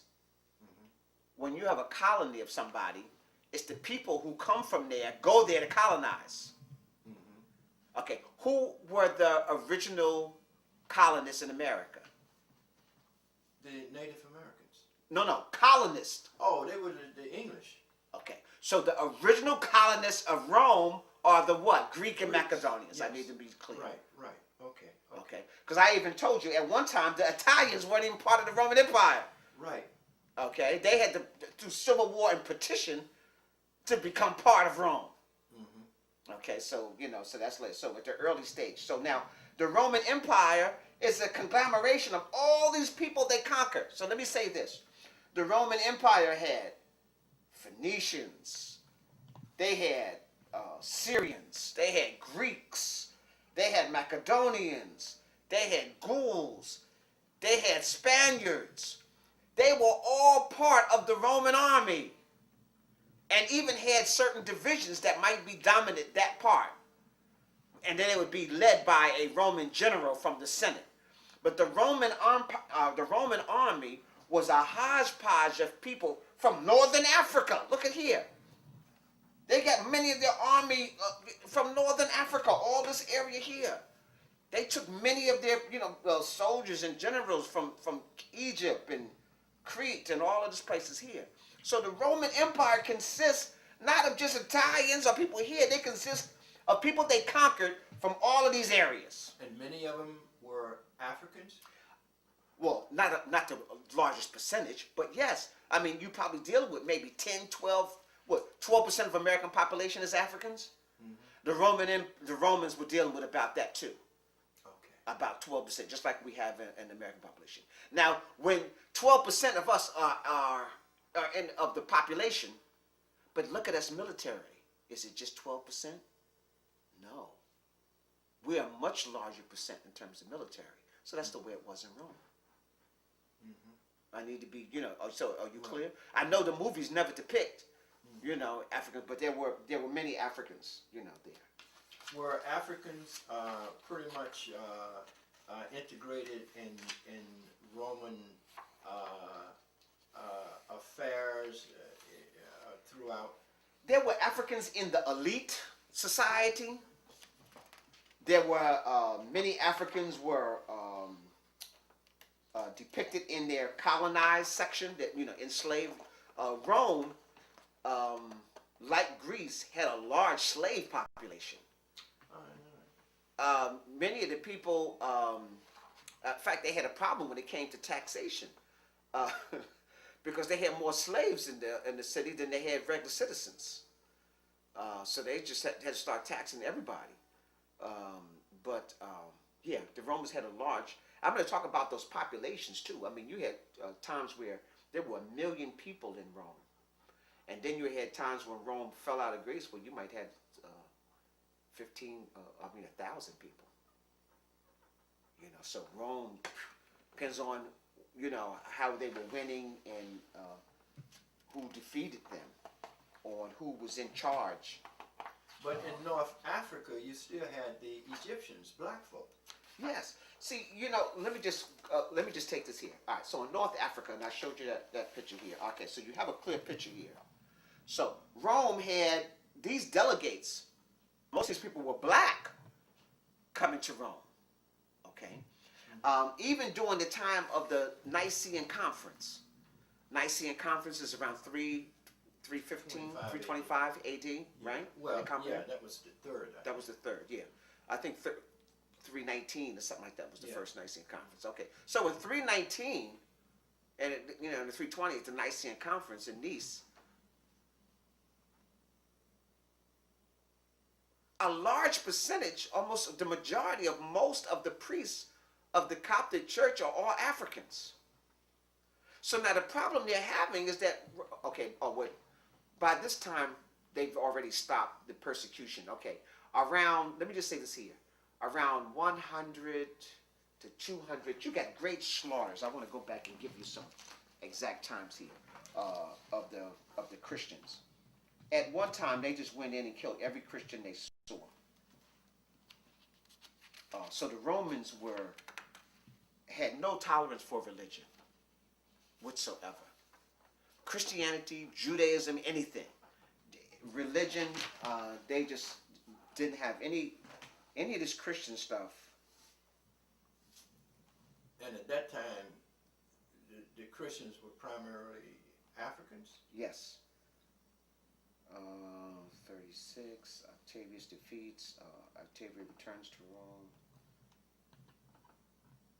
He's supposed to be born in Palestine at 6 BCE. In the year so-called 1 in AD, Roma, which is the capital in Rome, has approximately 1 million people lives there now. So I'm trying to give you just how big, the Forum of Augustus is inaugurated in 2 AD. Roman acknowledged Cymbeline as the king in Britain in 5 AD. So this is the first time they acknowledge a king in Britain in 5 AD. So before that, it just savages. But the person they put in is kind of like a figurehead. Augustus expanded borders to the Balkans. Gothic warlords. Okay, by 14 AD, okay, so just to give you an idea, in 1 AD, I said there was how many Romans? Million. 1 million. In 14 AD, that's 14 years. There's now 5 million people who live in the Roman Empire. Mm-hmm. So as they conquered, they just brought those people into their empire. Mm-hmm. Okay, and expanded that way. So I'm just trying to give you an idea that Rome didn't, when you say a Roman, it wasn't an ethnic group. Yeah. Mm-hmm. And most people think so. Mm-hmm. It wasn't an ethnic group. An ethnic group was at the Senate and in the royal family. Claudius, who was the emperor, invades Britain in 43 AD.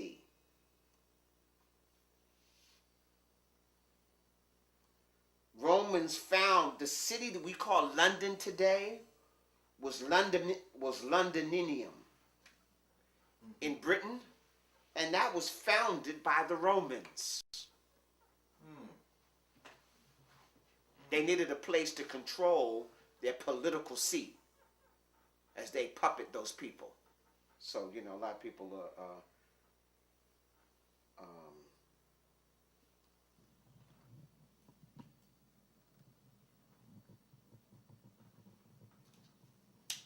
finally, in 68 AD, the Gauls and Spain rebel against Nero. You know, Nero was the Roman emperor, and try to claim their independence.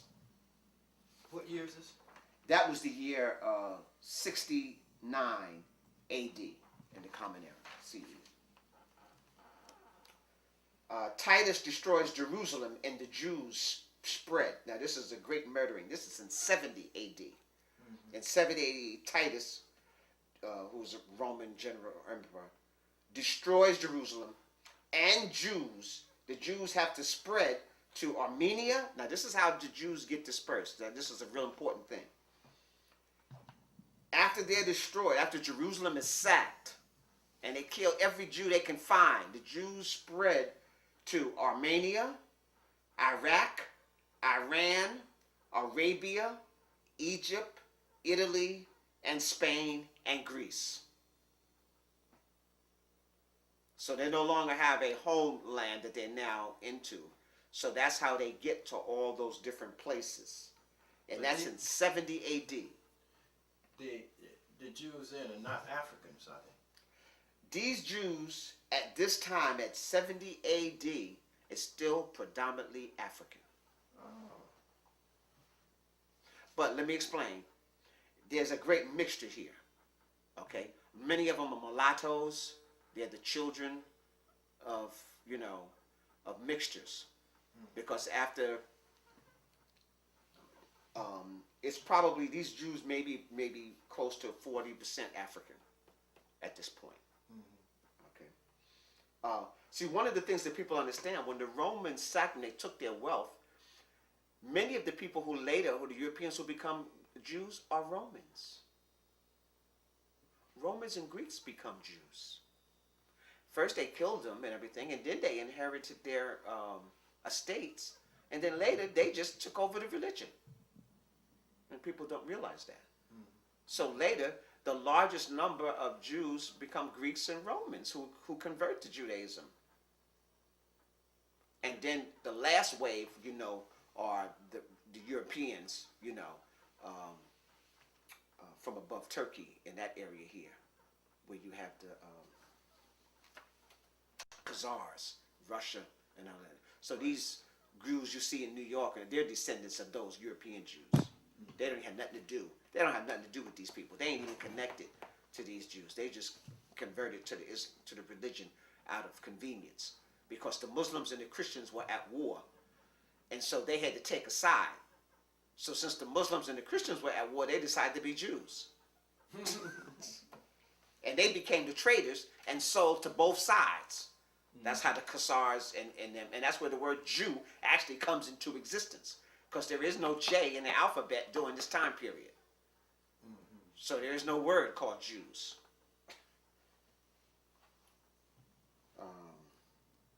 They talk about the Great Massacre.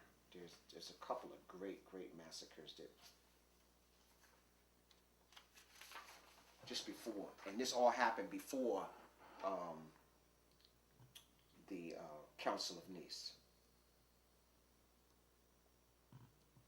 It is. Before, I had told you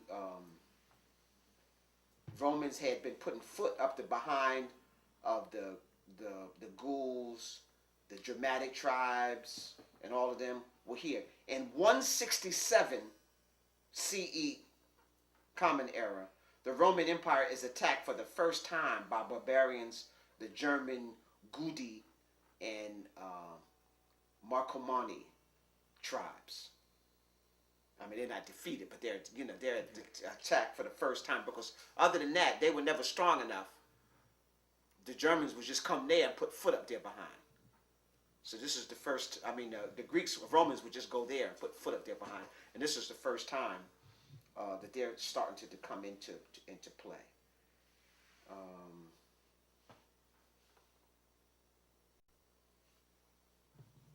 In 203, Common Era. So this is 100 years before Nice. right? Christians are massacred in Carthage. So that's in northern Africa. The Romans go there and massacre literally every Christian in the city. Carthage becomes a Coptic city, Christian city. 15. You said 215? Yeah, 215 in the Common Era, AD. There's a massacre of the Christians, the Coptans, in Alexandria. That's in Egypt, Alexandria, Egypt. Have the Coptics are going to retreat. That's why the largest Coptic nation became Ethiopia, because they were persecuted in Egypt because the Romans were controlling Egypt, so they had to move down to Ethiopia where they had protection. And so the largest Coptic church and the largest group of Coptics up into the modern world was in Ethiopia. Is that when they built the rock-hewn churches? Because they are clearly Christian. Right, yes. Yes. So that's when this era now of the Coptics are happening. Okay. All right, so you have to understand. And so they are moving in. So you see the Tekkens, all the things you saw in Egypt, now you'll see there, but with a Christian facade. Okay. And so the Coptics are Christians, at this point. So this is all after Serapis is created. That's the creation of the Coptics, so that we're clear, which was Greek. But I wanted to show you when the Romans embraced Christianity. They're killing everybody at this point. All the Christians. Imperators ordered the first empire-wide persecution.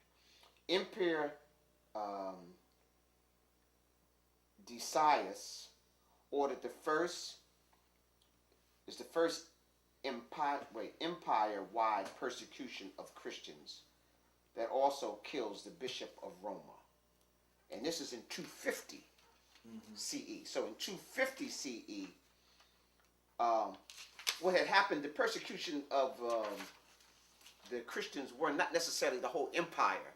It would be just a decree, like they just got on some nerves, okay, just go kill some Christians, But by 250, the tolerance of Christians had just, no. The whole empire was at war with anybody who was Christian by 250. And so even the Christians there were some Christians in Rome at that point, in Roma, they killed all of them. As I'm looking for this, is there anything else you wanted me to touch on? CE in the About common 300. Right. The population of the Roman Empire is 60 million. And 15 million are Christians. So I'm putting some perspective here. This is 300. So this is why you're going to have a Nicene conference now, pretty soon, you see now. Because now, even among the Roman people, or the people that's in the under the territory of Rome, are being converted to Christianity, because they see how these Africans are living. They see how these Africans are the purest of the people, or who have the most values, and the idea of the Romans with their foot down everybody's behind becomes repressive and backwards, and so as the Christians are being killed, they're getting more converts. Okay, all right, so I'm just saying, so that's 300, so you're getting an idea of what's going on. 303, now this is a big date, this is what I was looking for. In 303, in the Common Era,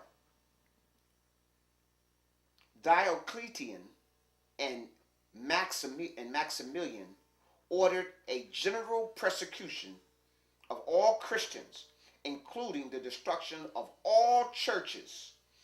1,500 Christians will be killed in 8 years. That's from 303 to in 8 years, so that would be like 311. So between 303 and 311, over 1,500 Christians were killed, and all the churches were ordered to be destroyed. This is in the within the Roman Empire now.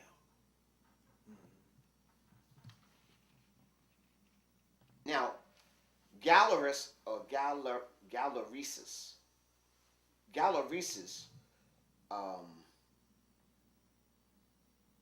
moves into power around 308 in the Roman Empire. And he relaxes the ban on Christianity. So in 311, so remember I told you from 303 to 311, over 1,500 Christians are murdered in all their churches. And Galerius relaxes the ban on Christianity, and that's in 311. So up to 311, boy, if you were Christian, you were in hiding. Okay, black or white, no matter what. If you were hiding out. If you wasn't walking around with no cross on your chest or nothing like that, there. Okay. Then in 311, Galerius dies, and Constantine fights for the throne. Okay. So you get in the time period, because Yeah. they had the Nicene Conference during Constantine's time, okay? Yeah. So now you see. So 311, Constantine is an emperor, but he's fighting for the throne. Okay, because there's a gap now. Constantine's defeat Maxentius and becomes emperor of the West and disbands the territory of the Guard. Constantine in 313 then destroys that part and becomes emperor of the East. So Constantine first sees the West, and then he kills all those folks in charge as he gets stuff together, and then becomes emperor of the East and the West. Constantine, and then in 313, Constantine ends the persecution of the Christians. So up into Constantine, so Rome and Christians was like oil and water from 30 BCE, when Rome conquered Egypt, right, up until 313. So that's 300 years, because when Rome conquers Greece, that Serapis has already been developed by the Greeks. So, okay, all right. So the Romans are intolerable from the very beginning all the way to 313. 313 in the 60s. So that's like 300 years of their foot up anybody's butt who's in any religion, whether it's Judaism or Christianity. So what is the culture? How are they? Religion. They don't tolerate religion. Right. So it's whether you a Jew or Christian, and ain't no Muslims at this time. Okay. So how is daily life? What's going on? What's the economy? What's there is no religion, so what's the economy like? What's the life like? What's happening? All right, put it back on. Okay, it's on. All right. Let me explain. As a professor at one of the colleges in New Jersey, I'm sitting in the teacher's lounge, and two European professors are having a conversation. And one of the European professors looks over at the other one and said, you know, life's a bitch and then you die. And the other one said, you got that right. That was the way the outlook was in ancient Rome. You born, you pay taxes, and you die. And there's no remorse in between. That was the average life. If you were lucky, you didn't get enslaved. So what were people doing? I mean, they You were worked. primarily farmers. You worked from sun up to sundown. And you were in a trade. So if you weren't in the military, and you weren't a farmer, you were a craftsman. Or you were somebody who was in the market trying to sell. Again, most people were enslaved. If you were regular citizens were enslaved. Only the rich were citizens of Rome. The aristocrat. There wasn't a real large common population until later. Even during this time, the regular common population is those people I call Italians, no, they weren't even really considered citizens. So you got the aristocratic class, and you got a slave class, a military, and then crafts, and your people who are working in the fields of feeding Rome. Rome was like a giant elephant that needed to be fed constantly. And so you needed these workers. You needed a large work crew of slaves working, bringing stuff back into the capital. and you're not paying nobody. So you can see how you can acquire wealth. You go, you kill nations, you take all their stuff, you annex the people, and you bring it back to Rome. Rome is inheriting the wealth from Persia, Syria, Turkey, the Hittites, all of these places. The Gauls, the France, Spain, they can't keep nothing because the Romans are taking all of that. And anytime they find out that somebody got something, that's where the Roman Empire is going. You understand? The Roman army's job was to bring booty into Rome.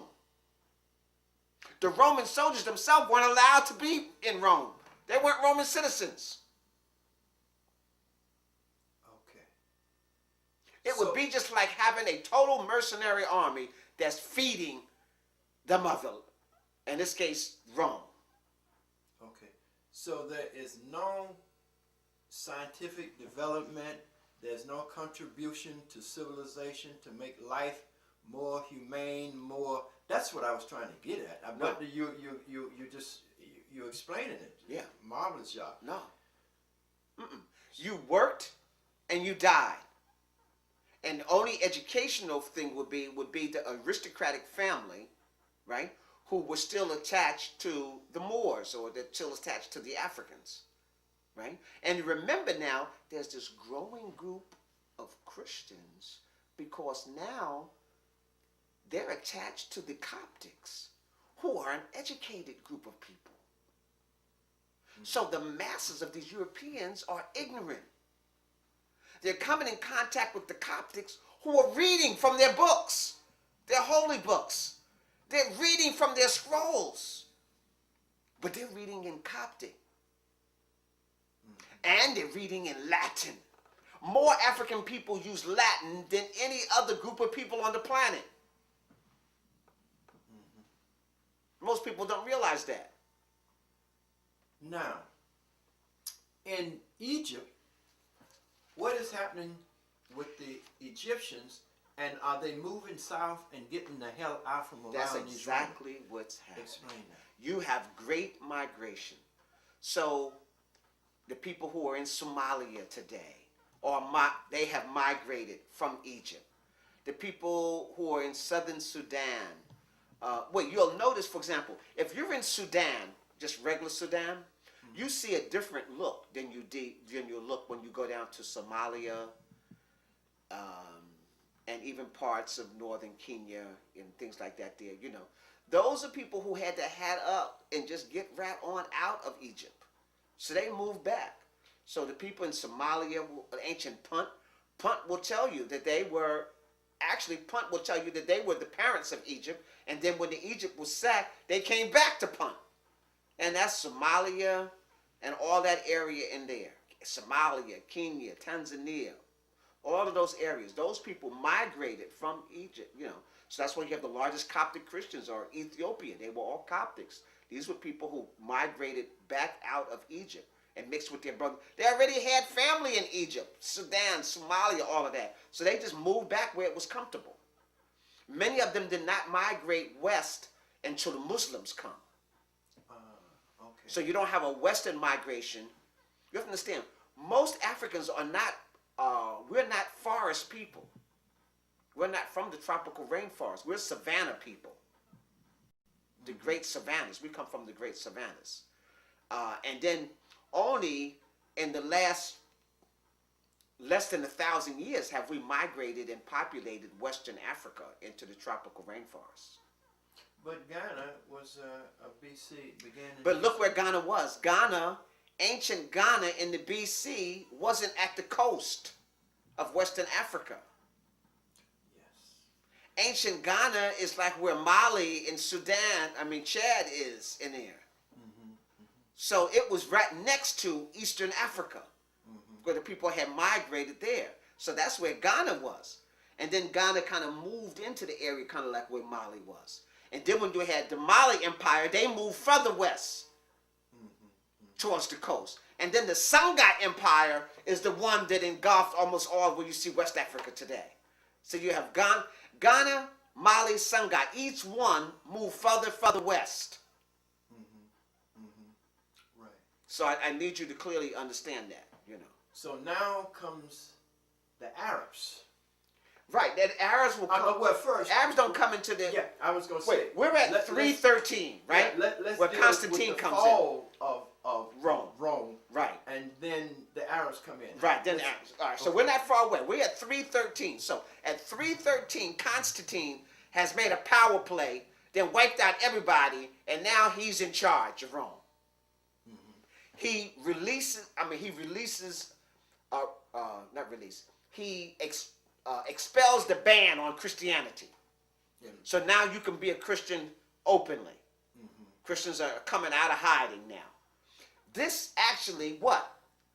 It increases Constantine's power.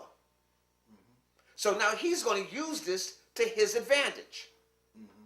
So now he has the regular people and he has the army on his side. He's defeated the West, so he has the army of the east and west of Rome, okay? He brings in some of the army that's out in Babylonia, Syria, and Persia, and brings them back in. Now the Christians are not fleeing, so now they think he's a good guy. So this is where we are now. Constantine, he is the one who founds the city of Constantinople, the Byzantine Empire. Okay, right. So Constantine founds the city. He needs a new, fresh start now. There's some bad taste in his mouth of what Romans have done, to Christians and everybody up until this point. So now he founds his new capital, okay, and this is going to be a new seat of power. It becomes the capital of the Roman Empire under Constantine, okay. And he has the Nicene Conference, so there's several of them, 319, 22, 25, and this is where they're going to say, okay, listen, if we can't beat them, let's join them. Right. But we can't have this African version. We need our version of Christianity. And so in 319, they invite all the Coptics, all the Christians together. And they said, listen, we have to come up with one doctrine. We can't have all these different facets. North Africa, we got one form of Coptic Christians. In Asia Minor, we got another form of Christians. And now here in Rome, we got another form of Christians. We need one belief. And so Constantine put his boys to the test, and they rewrote what the Coptics had already had as a doctrine. And at that point, they tried to say that Jesus is the Son of God and that he is not born of man. Well, to the Coptics, that was silly. We've been teaching this for 300 years. No, that this character who we've made is Jesus was just another brother who was a great prophet. And they didn't want to hear that. We got to deify him. We got to make him the son. So they had a vote. All those who believe that Jesus is the Son of God, not born of man, from immaculate conception, and all that, raise your hand. All those who don't, give me nay. So Constantine had his army there, and all those who said, no, we don't believe that, Constantine had them murdered right there on the spot.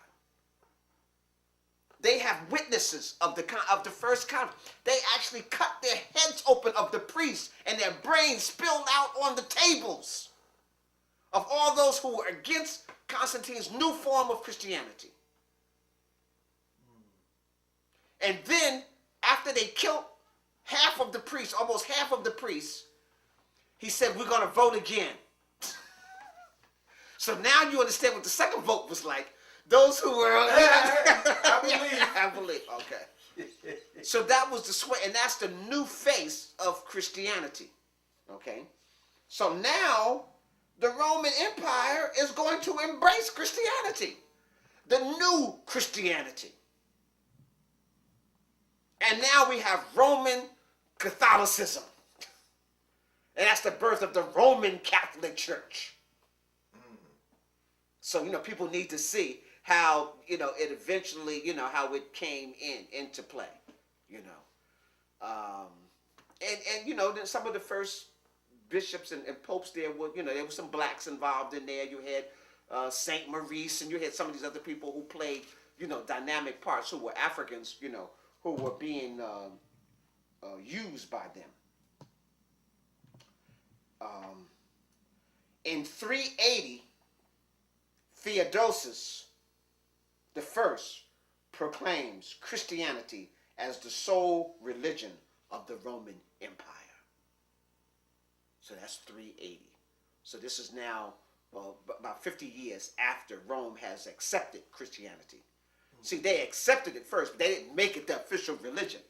It was the seat of the Roman Catholic Church, but it wasn't the total official. By 380, they made it the official religion of the Roman Empire. So that means now, every place the Romans conquered, they were going to shove Christianity down your throat. Before, they weren't doing that. Before, when the Romans conquered you, they just wanted to steal everything of value you had. So the shift changes here.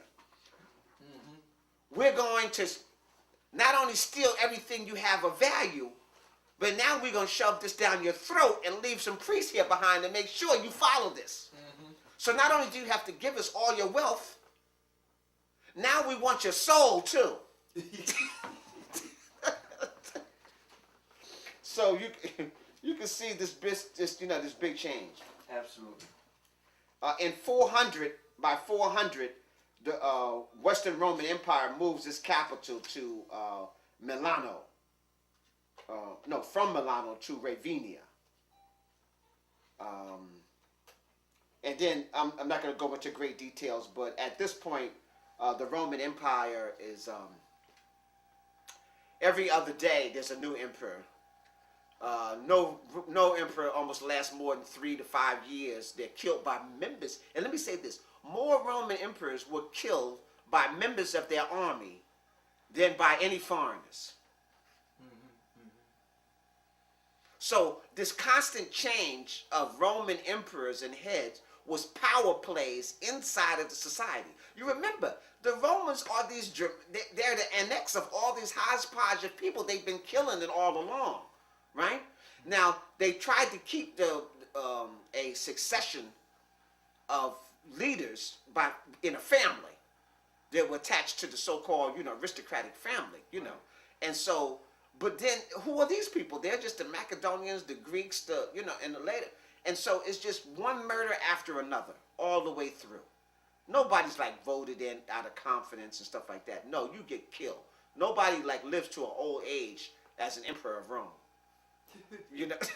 No, you were saying that they had, in 10 years, how many emperors? 13 emperors in 10 years at one time doing the thing. So, you need to be real clear that I guess that wasn't even a good title to have at one point.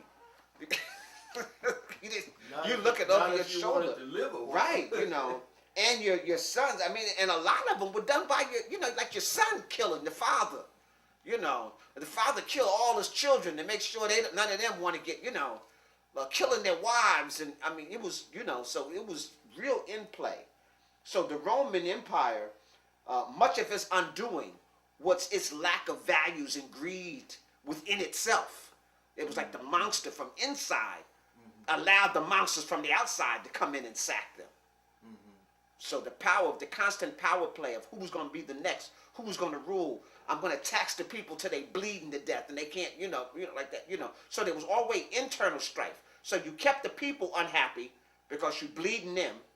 You got everybody on the outside wanting to get you because you spent your whole life conquering all of them. So they can't wait to get revenge. So they're looking for any weakness, So it was just a matter of time before the empire would fall, And then this allows Persia and a couple other places to regain and get some strength, So the first time we have this big, for example, in 636, this is before the Arabs come into Egypt in 640. In 636, the Arabs invade Syria and Palestine and are to conquer them. Now the Arabs are coming out of Saudi Arabia. Saudi Arabia. Okay. And they've conquered by this time the Turks in the Ottawa and annexed them and converted it into Muslims. So the Muslims are to, when the Turkish Empire, the Ottawa Empire, when they are able to defeat them, that's the rise of Islam.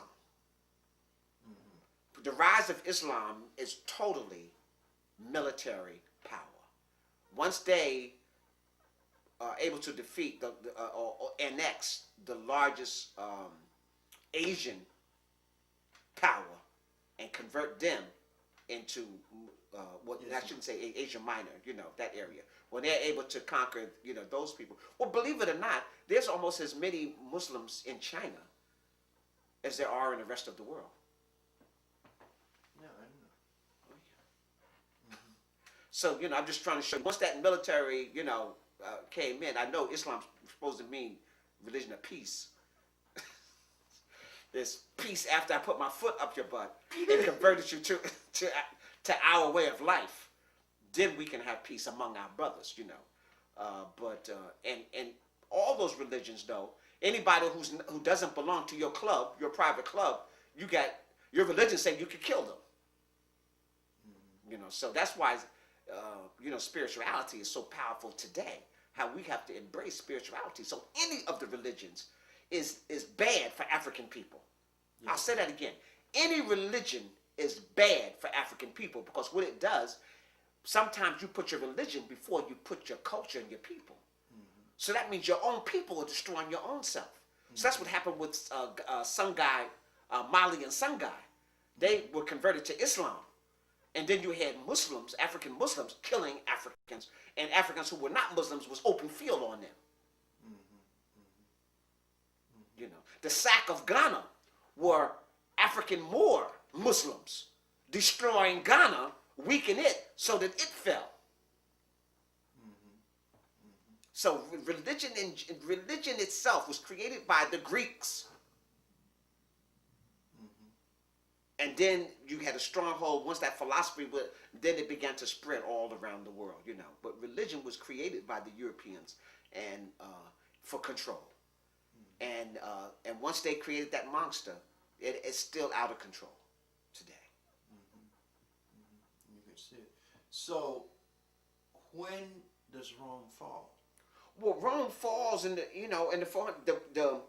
the Germanic tribes. The Germanic and Vandal tribes are the ones that actually sack the Roman Empire. Well, actually, I'm looking at North Africa, but then, I'm looking at Egypt. Well, 640 is when Egypt was conquered by the Arabs. So, so you had, once the Roman Empire fell, then the Turks and the Ottawa, the Mamelukes, they took control of Egypt. So the Romans, the Europeans didn't have enough power to hold on to that area. So the Asians, under the Turks, the Ottawa Empire, took control of the area that would be northern Africa. All right, and now they spread all across Libya, Algeria, right. Remember this area, Morocco. I still got my hand on this area here. So this area, all right, so once the Arabs, the Ottawa Empire is in here, right? So once they are converted to Islam, then they sweep down across all throughout the Arabian Peninsula and move into Egypt in 640.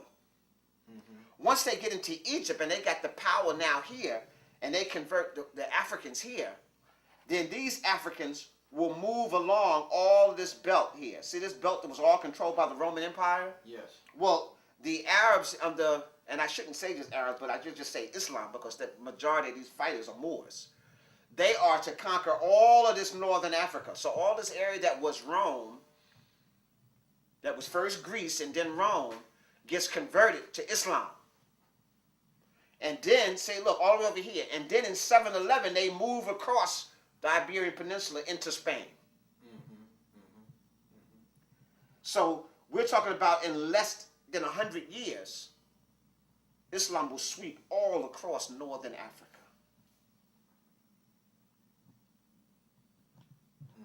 And even while they're conquering here, they're still spreading other places here.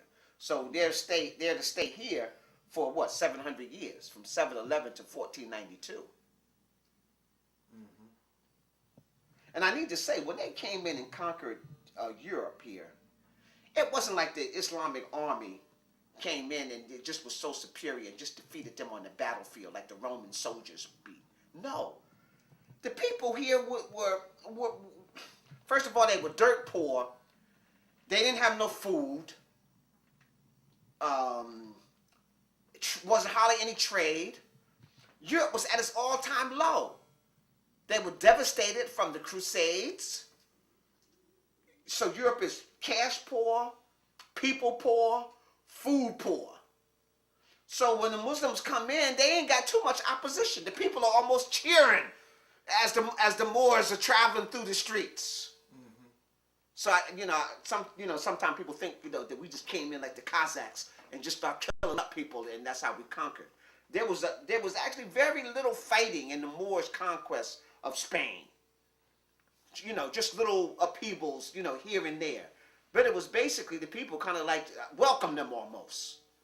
Because anything was better than what they were getting in Europe.